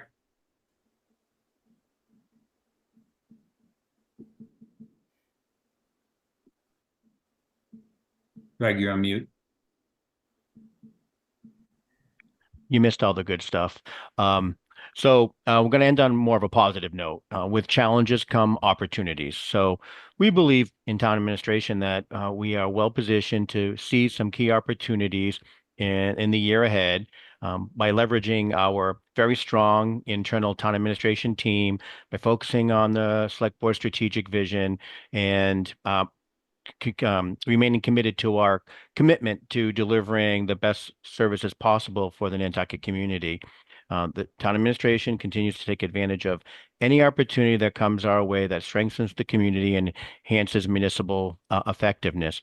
Highlighted on the slide are some of the key opportunities we feel that may be presented to town administration in the coming year. Among the top priorities, the town will expand its housing office, which reinforces the town's commitment to addressing housing challenges, which of course is one of the select board's top priorities. And by doing this, we would be hiring a new deputy director in the coming year, which should support the long-term solutions of the office.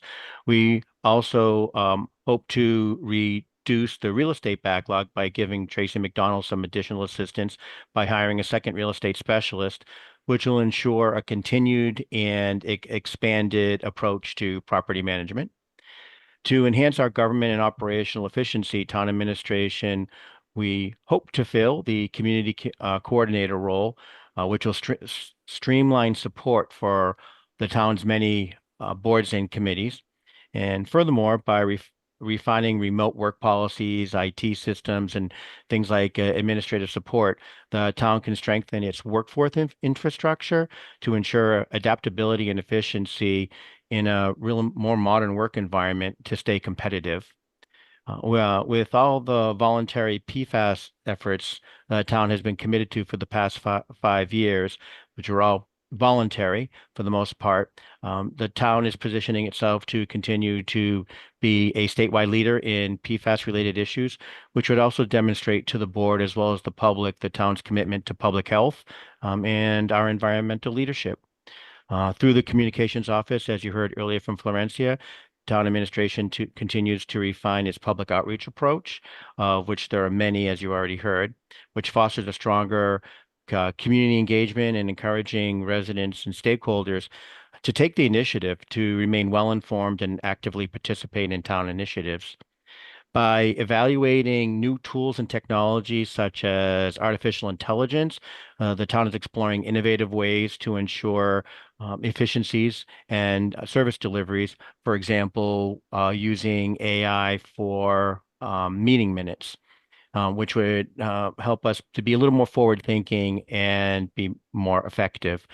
Additionally, through the project management office, as you heard from Kevin, and implementing project management disciplines, that the town is able to strengthen and execute more strategic goals with efficiencies and accountability.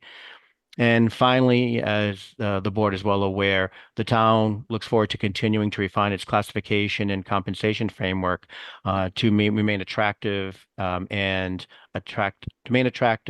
retain top talent. Town administration is well prepared to meet the challenges head on in the coming year and turn opportunities into growth and efficiency and innovation. And I will take this opportunity to hand this over to the town manager to wrap up. Thank you very much, Greg. This is our last slide, so thank you for bearing with us. We know it was long, but our department covers every single department of the town. The town administration office is more or less the 411 line for the town. We have more areas to cover than any other town our size. We are constantly looking at our own internal structure to make sure our roles are clear and we are not duplicating efforts. We're in the midst of doing this now. The slide shown here is meant to show what we are working on. We're not intending to go through it, but we're trying to demonstrate a visual representation of how we are going about our internal review, which again is intended to clarify roles, identify gaps, and evaluate how we manage our department to determine if there are any efficiencies that we could implement. Again, we do not control all of the demands that we face, but we are expected to address them. I cannot overemphasize the importance of the town administration staff and their dedication to their work. We have an amazing team. Our members not featured here tonight are Katie Cabral and Maureen Coleman. We are working all very hard to provide the best service possible to our community despite the many challenges. Our departments out there are team members as well, and we appreciate their collaboration. We have several slides in our appendix that we are not intending to go through, but if the board would like to, we could do that. And we are ready for any questions. Wow. Okay, thank you. You weren't kidding. You No, packed a I lot into tried that to warn presentation. you. Thank you, everyone. for your contributions to that comprehensive report. I think at 9:06 that you want to just, yeah, no, we're good. It's all in the packet for the public's review. Dawn, did you want to say something? You're muted. I was going to ask one quick question, but I can save it for another time. Though it was a really thorough presentation. I guess I'll just say it. I was just curious if we could start using AI to help with the public records requests, or if we are already. I'm sorry, can I take that, Libby? Yeah, go ahead, Greg. Mike Alvarez, the CTO, and I have discussed this, and I do believe he's using it a little bit to try to help with the load of FOIA requests. It's just not there right yet. The tool's not really developed for that, but we're trying to be creative with it. The IT staff has been amazing. They've all taken different technologies and started working with them months ago to see which one's the best. Thanks, Matt. Yeah, one of my comments I was going to talk about at the end tonight, but I'll put it in here, is the FinCom has got pretty much caught up with their minutes. And they did it through Otter AI. We were on the meeting the other day, and they talked about it. And, you know, Crack tried to do it, and a couple of people didn't. They couldn't. But the IT department and a couple other people have figured it out, and they're going to have minutes in 24 hours, and they still has to be looked at by a person, and the person still has to put names into it. But it is still a huge step, which is really, it's pretty amazing. I think this, Libby, from, 5 or 10 years ago to 20 years ago, you have built a team, and you have done the things that sort of, I go back to Finn and, back to those days and things people are trying to get you to do, you have done, and it is working. And I think that you should be proud of that. And I think that the town is well served by it. I know that we all get a lot of grief, and it's like nobody appreciates how much that goes on and what we have to do or put up with, especially you. But I think that, the efforts that you have made, going off and learning about this and, all these things is commendable. And I think that you're not going to be here forever and you're going to be missed. But hopefully the succession and the people that you're putting in place are going to be able to do that. So. Malcolm, you look like you were going to say something. No? Okay. Okay. Tom? Yeah, I just want to, as a going on 2 years on the board now, I just want to say that Libby, Greg, Rick, Erica, Maureen, and Katie have been fantastic to work with. Anything that we need, whether it's going to MMA or getting a question answered or making sure that we know there's something in our mailbox in the town admin's office, has just been terrific. And there's just an immense amount of stuff going on with a lot of unique challenges, being 30 miles out to sea and population and all the myriad of issues that we dealt with. And that was a very thorough presentation and much appreciated. Thank you.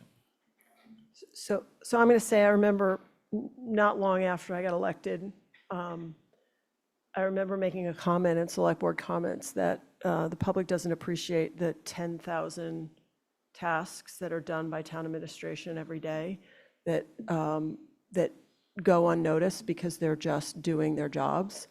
I think after tonight, I'm going to start talking about 20,000 things a day.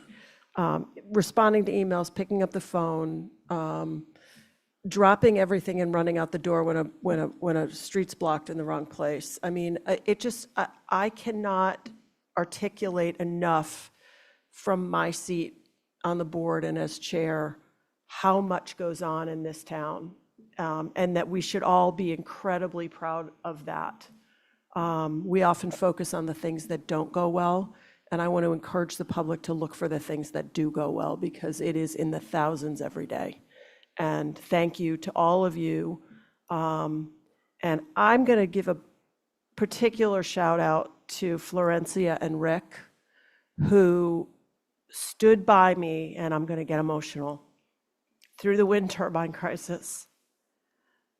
It was overwhelming, and they rose to the occasion in communicating to the public in a really scary, nerve-wracking, fast-moving situation, and they deserve an extra shout out. Everybody in town administration deserves a shout out, but those guys really stepped up with me at that time, and I really appreciate it.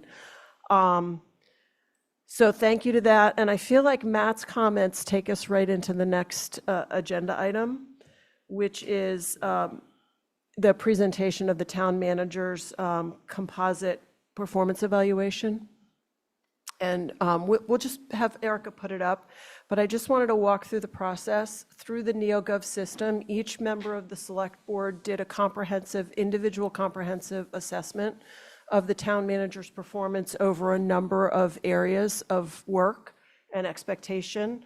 And what it produces is a compilation of our scores, the 5 of us combined. And so this is available in the packet, but I will just ask for the board to formally affirm this evaluation of the town manager. I put some narrative in, and I'll just end with my closing statement here that the town of Nantucket is well served by our town manager.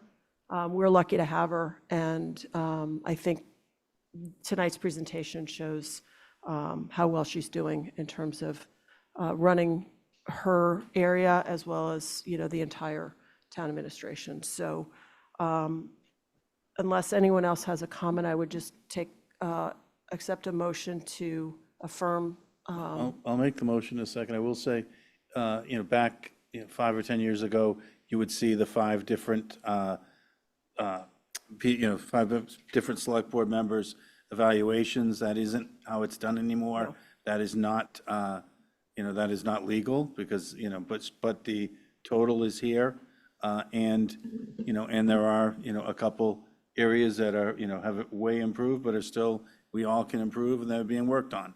And that has been helpful for Libby, working with Brooke and, and working on the, sort of strategic plan and what areas we need to improve on. And I think that's, I think this is another thing that I think has been improved a lot, and I hope we can keep it up. And it's setting a good example. So I'll make a motion.